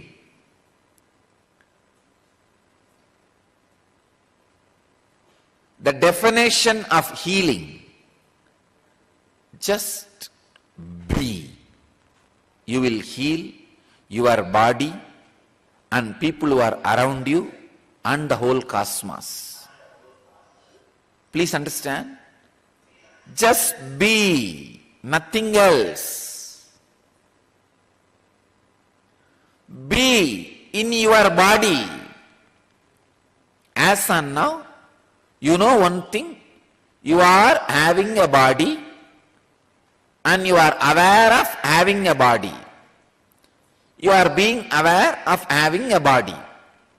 Please understand, just be inside what you think as your body, that's enough. You may think, what is this? That is what we are doing? No. You think you are inside your body, you are never inside your body. Be inside your body. First thing will happen to you is, you will heal that intense pain and battered consciousness you are carrying. When you decide to be inside your body, the power of present moment will work on you. Power of the present moment always heals your system. That is why I am telling you, again and again and again I am reminding you, just come back to your body. Just be. Even now, decide till the end of this satsang, decide you will be heavily present, intensely present in your body. You will see healing happening in you. Be.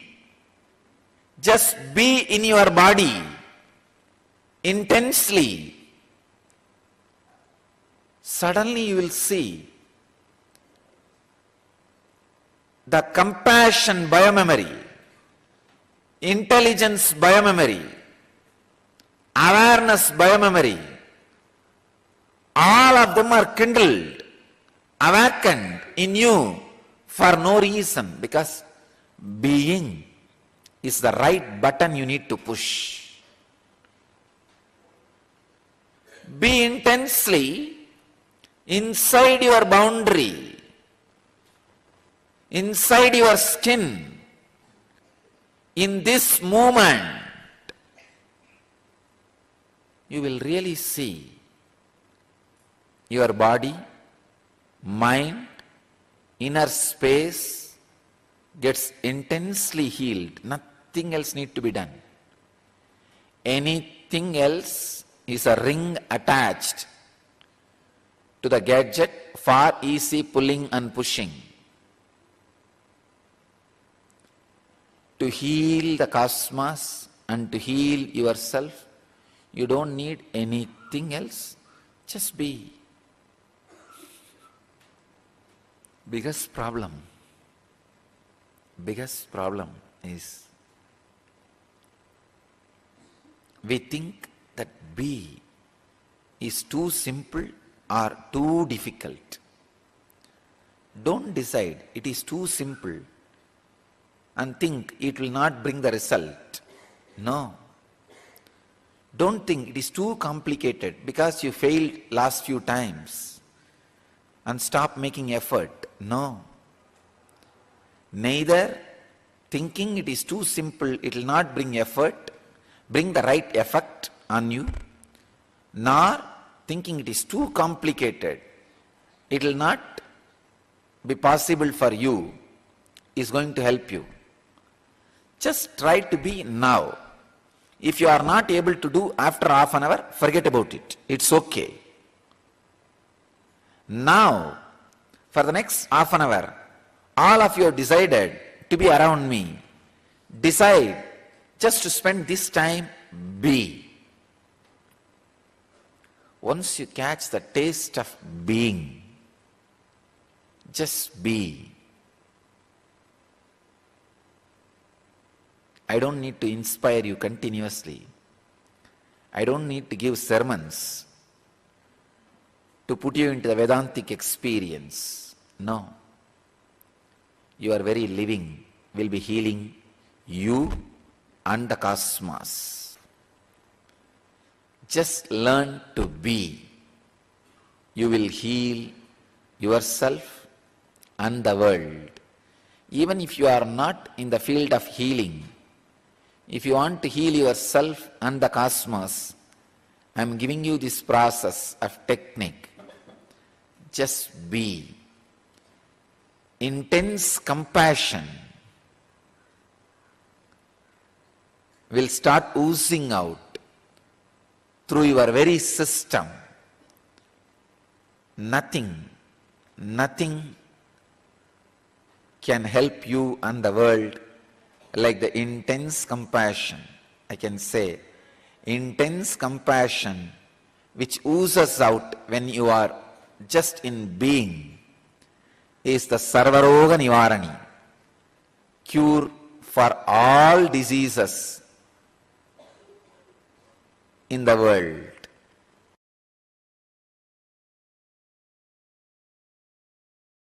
Anandaganda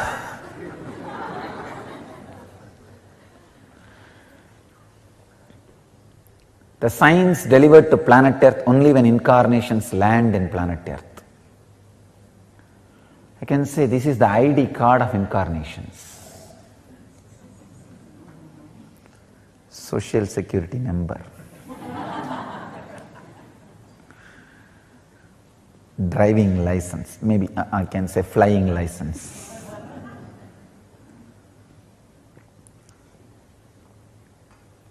That is why the truth, the secret knowledge about Anandaganda first time becomes available to the mass, because it is only now the necessity to reach the mass and possibility to reach the mass for enlightened beings have happened. One, the necessity to reach the mass has happened only now because there is no one geography dedicated to the enlightenment science. Till my last predecessor, there was always one geography dedicated to these great truths. They don't need to reach to the mass. If they create one group and create that, transmit that science, it is done and they take care. But unfortunately, after the India's independence, worst calamity happened to the planet Earth is the geography dedicated to enlightenment is destroyed. It lost its uniqueness. In the name of pseudo-secularism, understand, real secularism is taking the essence of all religions and using it, experiencing it. But the pseudo-secularism, discarding all great truths of all religions and living your own materialistic culture. Anyhow, so the planet Earth is now swindled. So now the necessity to reach the mass has happened. Second thing, the possibility to reach the mass has also happened. So understand, the need to reach mass and ability to reach mass has happened first time in an incarnation's life. After these two happened, maybe I am the first guy happening.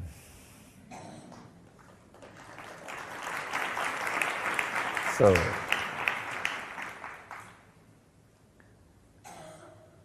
that is why I have to set all new trends. All pathfinders are path breakers. That is the reason the science of Anandagandha is revealed to the world first time. That's a source of superconscious healing. Understand? You have 7 major energy centers. About these 7 major energy centers, almost all religions talk. The 8th energy center, where all these 7 merge, become one with, is what is Anandagandha. That is why I say it is not even a separate chakra, it is a space, source of superconscious energy, where the matter comes in direct contact with consciousness, where the consciousness is directly touching the matter.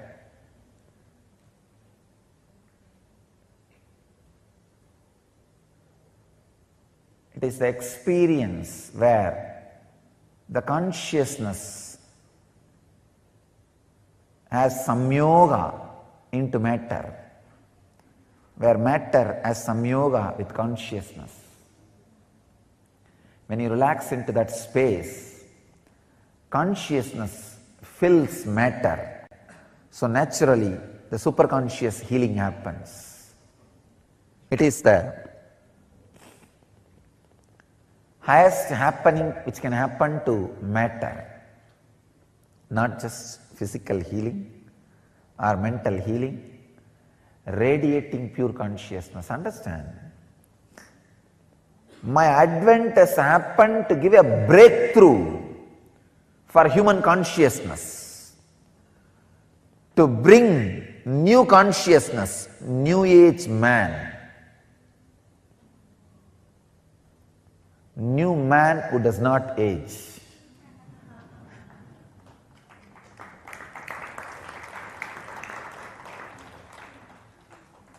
New consciousness, the source of Anandagandha,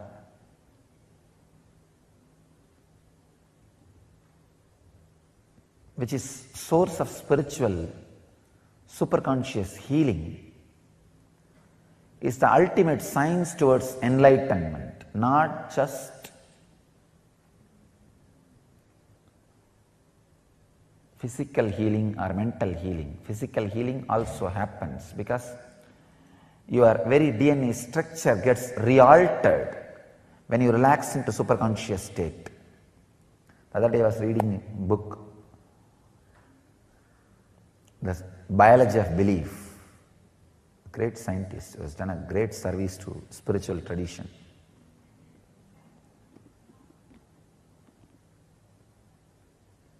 His researches really prove even the very DNA structure can be changed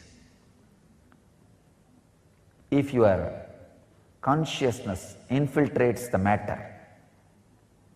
Anandagandha chakra is the door where consciousness can infiltrate matter, where it can fill you.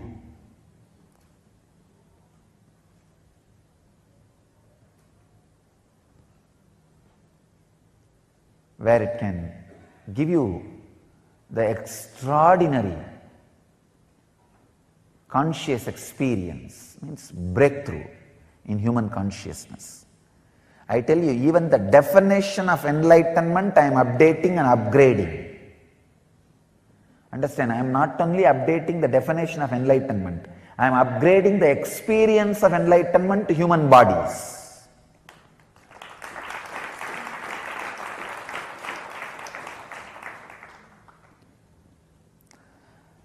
The possibility, the highest possibility which can be experienced in human body, even that highest possibility is being raised. That is why I am saying, I am upgrading the highest conscious happening on the human body. I am breaking the very consciousness on which they are standing. I am giving a breakthrough to the whole human consciousness.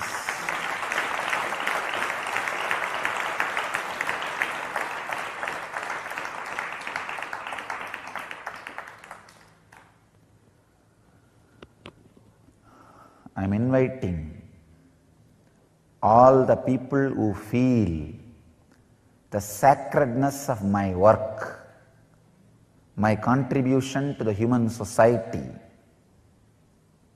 to drop small differences, to drop all these petty ideas, one or two if you carry, and gather together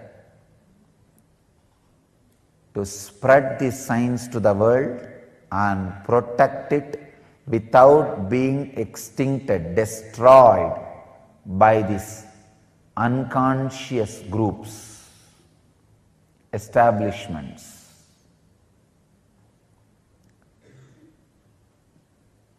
I am giving open invitation. Whoever feels helped by what I am doing, sympathetic towards what I am doing, feeling friendly for what I am doing, feels this ought to be done to save planet Earth, I invite all of you to drop these petty, foolish, small ideas, self-centered sufferings. If you are self-centered constantly, you will create suffering for you. Drop all those foolish things. Let's stand together to preserve, protect and spread this great science of Ananda Gandha, the great process of giving breakthrough, great breakthrough, transformation to human consciousness. The very science itself cannot be described in one session. I'll try to give you the glimpse.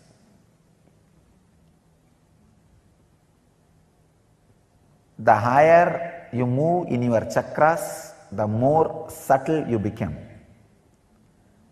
The subtlest possible chakra is Anandagandha chakra, where you are no more ordinary human and just disappeared into the extraordinary superconsciousness.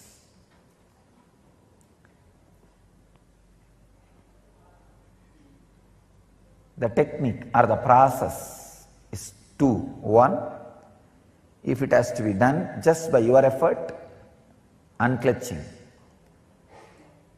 If it can be done with my effort also, process. If it has to be done only by me, initiation.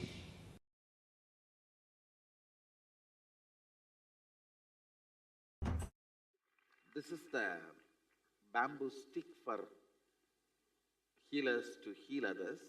This stick has a big story.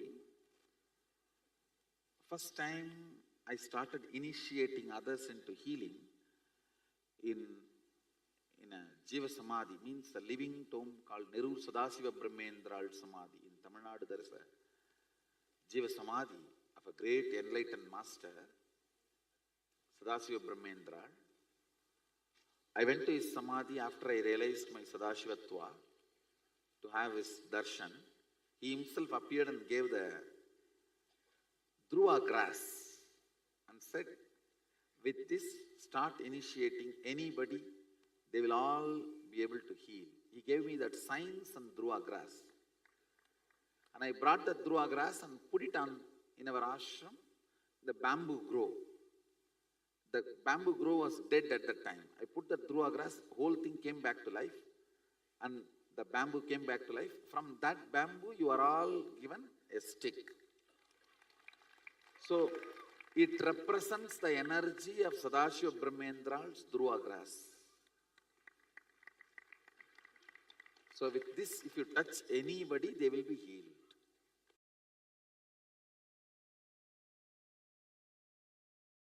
In the healer's initiation, I take the oath, till you achieve the state of eternal consciousness, I take the responsibility of guiding you even if I leave this body. That is a promise taken by a master, given to a disciple at every initiation. This is traditionally the master is supposed to take this oath.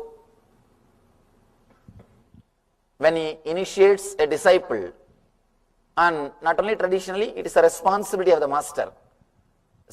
Master will see that you achieve that state.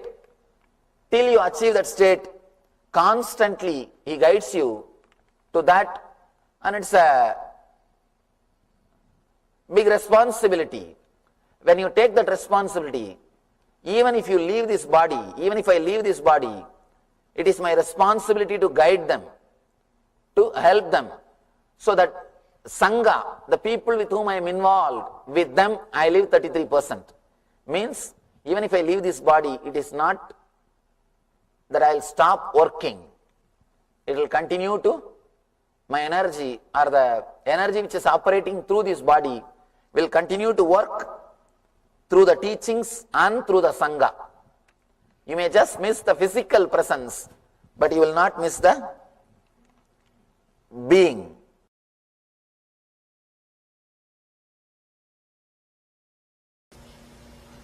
Before you take the oaths, please be aware that to become a healer. That's all. Oath 1. I hereby swear that the power given to me by Swamiji will be used for the service of all, both animate and inanimate. Your first oath is never to refuse healing to anyone or anything in need of it, be they people, animals, plants or inanimate objects. Any personal conflict or difference in ideology should never affect your healing. After all, this healing power is not yours to give or refuse. The power that is invested in you flows from a divine source, and the divine does not distinguish between right or wrong, saint and sinner. Divine mercy is unconditionally available to all who ask. The healing system I offer you has been created and perfected over the ages by the greatest ancient masters. It is a culmination of centuries of rigorous tapas. In fact, the original system developed by Patanjali was so sophisticated that it was beyond the comprehension of all. But a select few, the great spiritual masters who followed him, poured their life into simplifying the system and made this precious gift of knowledge available to all. In order to cherish this legacy and truly be benefited by it, you must be willing to drop your ego and share this gift with joy and compassion. The only reason you can have for refusing the healing would be if the person is likely to violate your person or property. If he is a thief, if you feel that by letting him in, he may disturb your property or you, only then you can refuse. But please ensure that your personal opinions are not influencing your decision. Actually, after initiation, you will find that this attitude comes upon you naturally. In the presence of this tremendous healing energy, petty considerations like differences in religion, ideology, or personal conflicts simply won't count anymore. For starters, try this exercise. For a moment, close your eyes and imagine that your worst enemy, mother-in-law, someone who has really hurt you in the past, has approached you for healing. Can you bring yourself to consent? If you feel certain, can you heal him? Without hesitation and humility and love, you are ready to take the next oath. Understand? Even if your worst enemy comes and asks for a healing, you cannot say no. Because this is a gift created by the divine masters, not for one family or one group. It is created for the whole world. One thing, we always have our own prejudices. He is right, he is wrong, but from his view you are wrong. So you cannot hold on to your views that if somebody is right or wrong as far as healing is concerned. It is for the whole world. It is for the whole world. You cannot say no to anybody, even any animals or the plants. So many animals or plants are having the benefits of healing. I have seen so many cases. When I go and touch the plants started giving flowers, started giving drumstick tree. It was not giving fruit. She healed and it started giving fruits. And there are thousands of instances.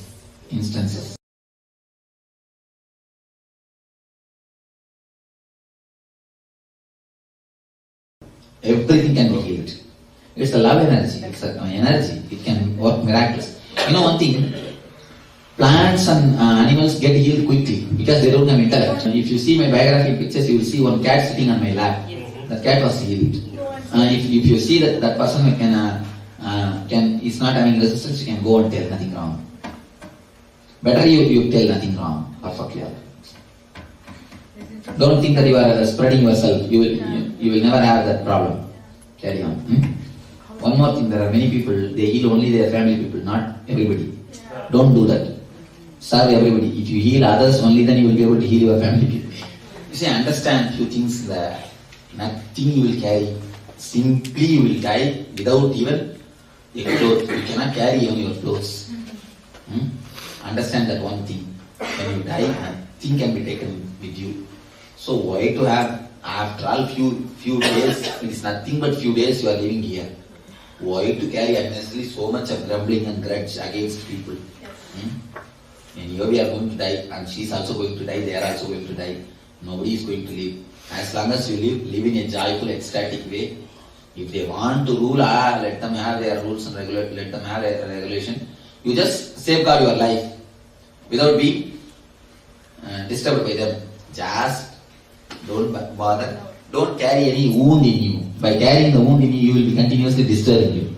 I always tell you, if you carry grumbling and grudge in your being continuously, that is the wound. That only becomes cancer. Cancer means don't think only the cancer is cancer. The grumbling and grudge which you carry against others, that is the root of the cancer. Never carry anything. After all, you are going to live.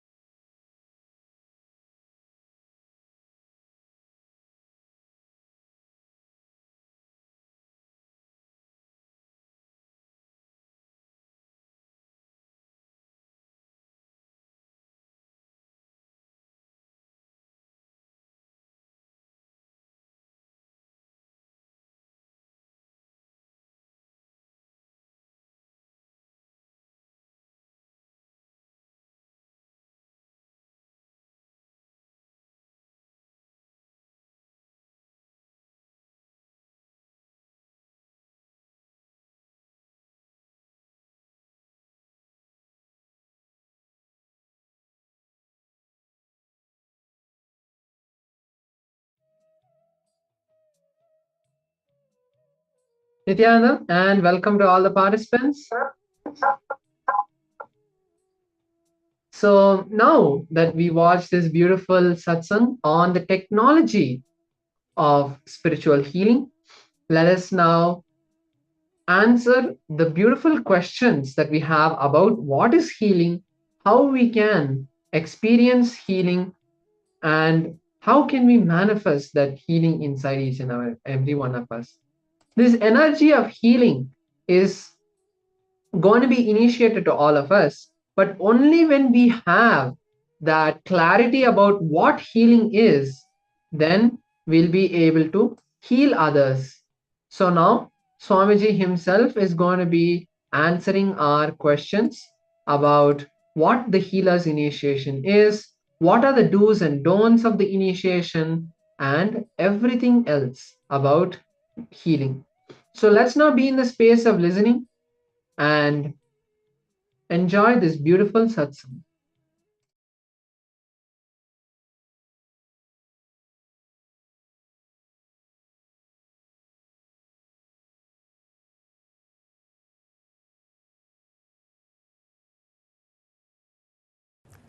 Let me explain first the dimension of spiritual healing.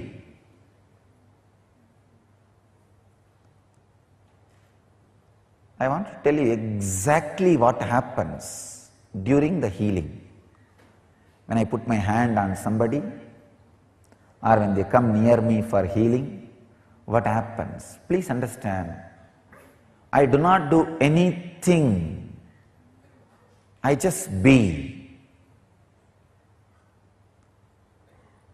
I put my hand on that person so that that person will feel comfortable, will feel I attended him, I am attending him. Exactly what happens I will describe. His being is raised to the vibration of my being. Please understand, everything is made out of molecules. Molecules are made out of atoms. Atoms are made out of something called subatomic particles, quarks. Subatomic particles. So quarks are nothing but energy field. And the energy field which keeps all these quarks tied together, that gives the form of solid form to anything which exists. Please understand. The other day I was reading an article, very beautifully they describe what Shiva Sutras and Patanjali Yoga Sutras are describing. See, the energy field which keeps all these quarks together, that is responsible for these forms and solid entities, however solid it may look. It is made out of subatomic particles, quarks, which are energy fields. And the energy field which keeps all of them together is responsible for things appearing as they are appearing, whether it is a human body or animal body or this wall or this mic or this chair, anything. By nature, the energy fields have the tendency, whenever it is brought near the higher energy field, it just raises itself to that energy field and starts vibrating in that same vibration. That article beautifully describes with so many examples.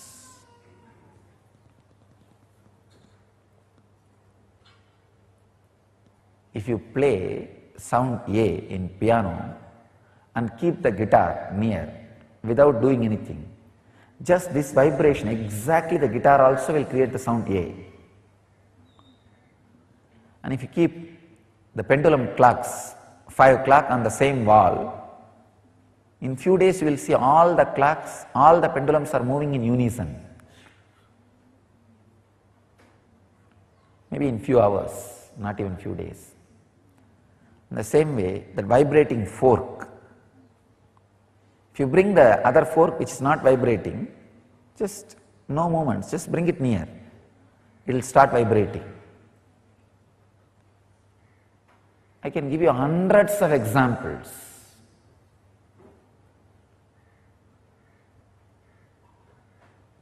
Whenever you are brought near the higher frequency, higher vibration, higher conscious being, suddenly you are lifted to that consciousness, to that vibration, to that frequency. That is why again and again and again, how much ever you try, you should tell about all your problems when you come near me. Suddenly they disappear. It is not that you tried once and it happens. How many times you try? Come near. Suddenly either you forget or there are no more problems. They are not there. They are not that important to your inner space. They lose their power over you because you are raising to the higher consciousness. They lose their power over you.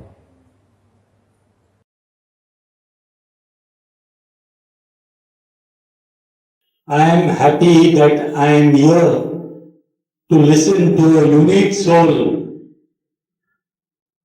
who has dedicated his life to elevating everybody to a blissful state, to an enlightened level. And one of the things which you have been doing in your life, which is pleasing to the entire world, is to heal people. Please tell us the exact things that you do to heal people. What happens within you and within the person when you do that healing? I want to go out of here as a healer. Thank you. This is the usual question I face. Everywhere people ask me, Swamiji, what mantra you repeat? What technique you use? What is the secret you are healing? What you do exactly to heal the people? I tell you my honest answer, I don't do anything.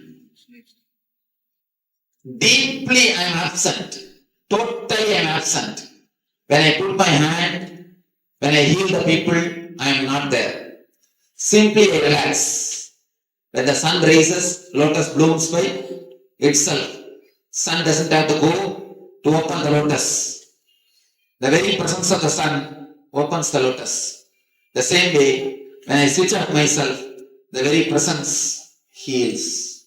The problem is, in your mind, you are not able to switch it off. When you become a hollow bamboo, divine uses you as a flute. When I heal, I don't do anything. I just relax. I just relax into myself. That's the only thing which I do. When you relax, automatically your energy radiates. Even in our healing system, our healers are requested never to make a sankalpa, let this person be healed. Our healers never pray, let the healer be healed. No.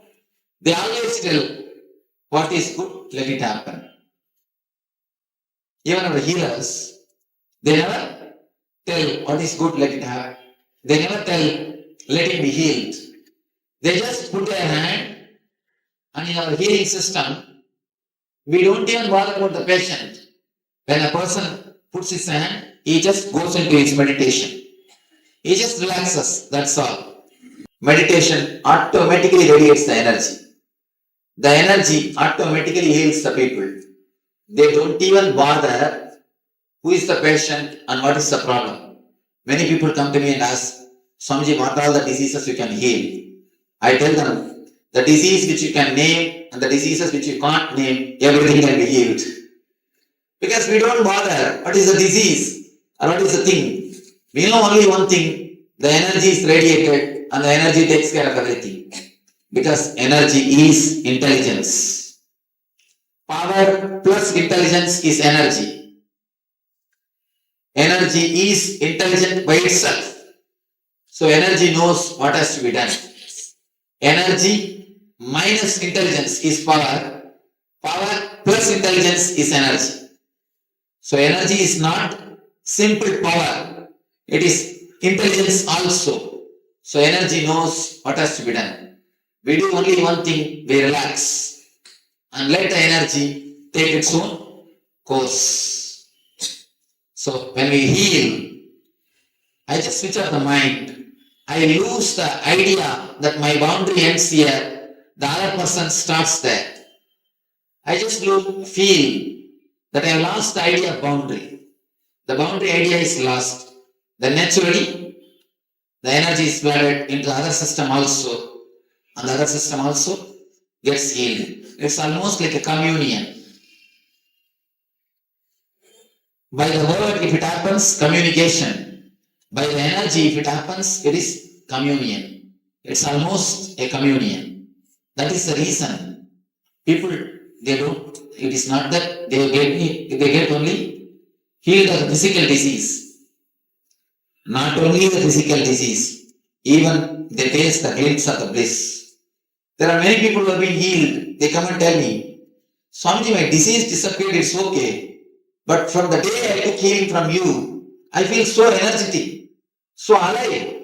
I'm just laughing for no reason. People are asking me what has gone wrong in you. People are just suspecting me. What can I do about it? See, when the energy comes up, you are continuously in bliss, in the mode of life and alive. It's almost the communion which happens between me and the healing.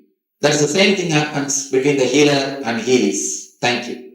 Swamiji, regarding this meditation and healing, you said that when you give the healing, you just relax. That means you are in the meditation. Yes. Right? Now, so what is the difference between the meditation and healing? You see, when I am in the meditation, I am in the meditation. When the energy pours in somebody else, it is a healing. I tell you, the Atma Shakti, when it expresses through my head, it is an intelligence. When it expresses through the heart, it's a compassion. When it expresses through the being, it's an energy. When it is not expressing, when it is there as it is bliss. It's like a moving snake and the stagnant snake. The snake is just resting, it's a meditation. If it is moving, it's a healing. When the energy is, when I am relaxing, when I am in that state, it's meditation. When that meditation energy is pouring, is entering into somebody else, what happens is healing. I can tell, meditation is the cause, healing is the effect. Healing is the side effect of meditation. Healing is the positive side effect of meditation. Healing is the byproduct of meditation. Meditation is a sun, healing is a rays. Swamiji, you have healed a lot of people. Now, how can a person be healed if his karmas are not there? Suppose a person got bad karmas. You say, I'm still healing. How is that possible? Secondly, you said that I heal people without doing anything or blind. But generally healing is always with prayer. With prayer you heal people. Person is a Bible in front of you, you cure. So how is it possible to heal without doing anything? I'm sure you're praying or something. The other thing is what happens to you when you heal people? You feel weak, some powers gone. What do you go through exactly? I would like to know. Let me explain. The first question, how can you heal when the person's karmas are there? See, there's a dark room. You put a torch. What happens to the darkness which is there in the room, which was there in the room? Does the light take away the darkness? No. Very presence of the light makes the darkness disappear. One thing you need to understand, darkness as such don't have positive existence. Darkness is nothing but a lightlessness. Light is a positive existence. Light exists, but the darkness is not existing. Lightlessness is what is called darkness. So when the light comes, automatically darkness disappears. Just like that. Energylessness, what is I call karma. Karma means energylessness. Karma don't have positive existence. When the light is brought for the darkness to disappear, when the light is brought, there is no need. Light should go and eat the darkness. No. Just the very presence of the light will take away the darkness. Just like that, when the energy is given, the very energy takes away the karma. There is no need for the energy to eat the karma. There is no need for me to take the karma on me. Understand? Karma is nothing but a lightlessness, energylessness. Energylessness is what is called karma. So when the energy is given, there is no need for me to take that karma. That's the first thing. Next thing, he says, only by prayer people heal. How can you heal without the thoughts, without the prayer? See, if you heal by prayer, the energy comes only from the mental level, mental layer. Based on the intensity of the prayer, the healing will happen. If you heal through the Atma Shakti, through the energy of no mind, you will see the divine itself will be healing. Divine itself will be healing. There are two layers. Energy from mind level, energy from no mind level. Mano Shakti and Atma Shakti. To release the Mano Shakti, you need to pray intensely. To release the Atma Shakti, you need to relax totally. Our healing is based on Atma Shakti, not on Mano Shakti. If it is based on Mano Shakti, you have to take their karma. You are in their level. If you have to use Atma Shakti, only then there is no need to bother about karma. Because karma simply gets washed away. Light is flooded. When the light is flooded, darkness simply disappears. There is no darkness. You can see, here is a light. Backside the fan, there is a darkness. The darkness is nothing but the lightlessness. The moment light is turned towards the side, darkness disappears. It is not that light went there and started eating the darkness. No. Just the presence of the light makes the darkness to disappear. The same way, just the presence of the energy makes the karma disappear. The lightlessness is what is called darkness. Energylessness is what is called karma. So, there is no need for a master to work on the karma. Just the energy takes away the karma, releases the karma. And to release the mental energy only you need prayer. To release the spiritual energy, you need to relax into it. The third question. What's your third question? What happens to you? What happens to me when I heal? Physically. Do I become weak? Do I become tired? I tell you honestly, I became regenerated. I became regenerated because I am not giving my energy. In those moments, I just became a channel for the energy. So energy just flows through me to that person. So what happens? I am also regenerated. Not only me, even our healers are telling, there's a healer in Bangalore. She says, Swamiji, by evening 6 o'clock, I am totally tired. And when I come back from office, I get headache and I am tired. The first thing I do is, I catch somebody. If the people say I am all right also, I catch them and start healing them. Because once I heal 2-3 people, I am totally regenerated. The energy flows through me. She says, even if my kids say I am all right, I make them lie down and start healing them, Swamiji. Because I feel totally regenerated. Not only me, even our healers say, after every patient, they feel more regenerated. Because the energy is flowing through them. It's like a win-win policy. It is not like somebody is winning, somebody is losing. It is both win in this game. In the other healing systems, you have to earn and spend. In our healing system, already the God has learned enough. Our father's property is there. Only thing we will have to spend. We will have to let the energy to work through us. Just we have to become hollow bamboo. Relax.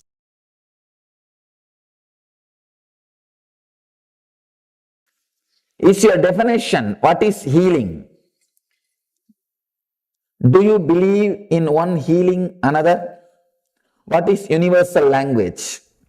First thing, what is healing? Do you believe in one healing the another? I don't believe in one healing the another. In our healing system, there is no two person like a healer and healer. In our healing system, healer and healy disappear in one space, healing happens. I do not believe in one person healing the other. As long as the healing and healer exist, healing cannot happen. In our healing system, we teach people or we help people to fall into the healer will fall into a space where there is no healer and healy, and simply the healy gets healed. That's all. So there is no healing, the healer healing the healing. Please understand the most ancient secret of the secret of the secret, which produced greatest leaders of every field, still kept as a secret, transferred only from guru to disciple, in the world's oldest ancient civilization, the spiritual tradition. I am sharing that with the world. Listen. Science of awakening the inner potential bioenergy, Kundalini Shakti, and directing it to create what you want as reality. This science was available with this ancient Vedic civilization. It was transmitted from guru to disciple, guru to disciple, guru to disciple. It's called Karna Parampara, means just by listening, never by writing. Just by listening, this science was transmitted. It was never printed. This only Krishna calls as Raja Vidya Raja Guhyam, the royal knowledge, royal secret. I am transmitting that science to all of you freely, because the world now needs more spiritual scientists and spiritual healers. We already have enough of economists, business management people, lawyers more than the rats, doctors more than the cats, army people more than any number. We have too many people. Lawyers, doctors, engineers, army, media, too many.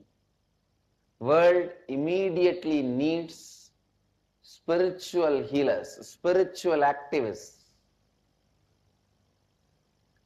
spiritual scientists, scientists with a saintly basis. A scientist we need urgently. That is why I have decided to share this knowledge with the whole world. So it's like, initiation is like more or less, not more or less, actually a commitment with the master to travel and to, for Janmas after Janmas. You see, in one healer's meet I told, just be a committed healer till you are till your end. You will see at the end of your life, I will be there exactly when you leave the body. My energy will be there. I will be there. Not only when you leave the body, even after you are leaving the body. It is like a life after life. You will see the divine or the master is with you. These are all not just words. When time comes, you will understand. Beautiful. Now, you also have trained spiritual healers. Yes. Tell us about these healers more on the planet.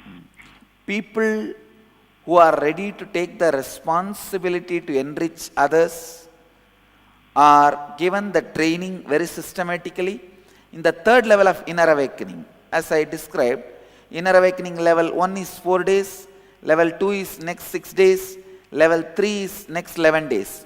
So totally 21 days. The level 3, they go through a powerful training how to be a healer, continuously radiating that higher space, the space for miracles, the space for consciousness in your body and inner space, and share it with others, enrich others. The science is taught to you. Anybody who learns the science and practices becomes healers, because your body innately carries the natural healing powers. I awaken that space inside you. You will be able to heal yourself and others, enrich yourself and others.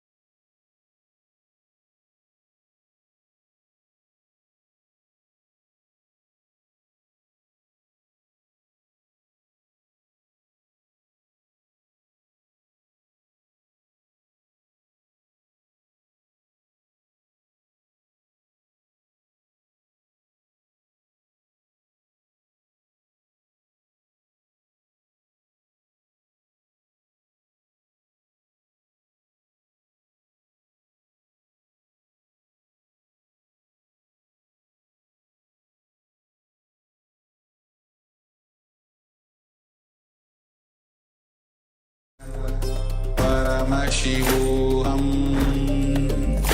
Om Nityananda Paramashivoham Om Nityananda Paramashivoham Om Nityananda Paramashivoham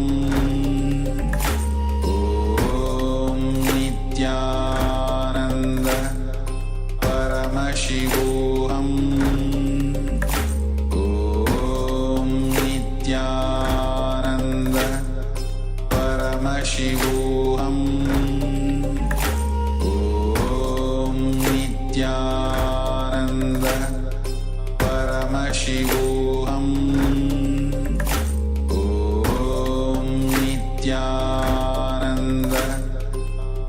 Paramashivoham Om Nityananda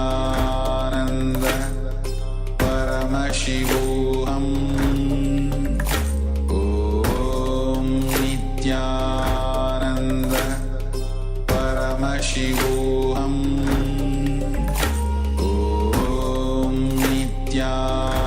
Om Nityananda Paramashivoham Om Nityananda Paramashivoham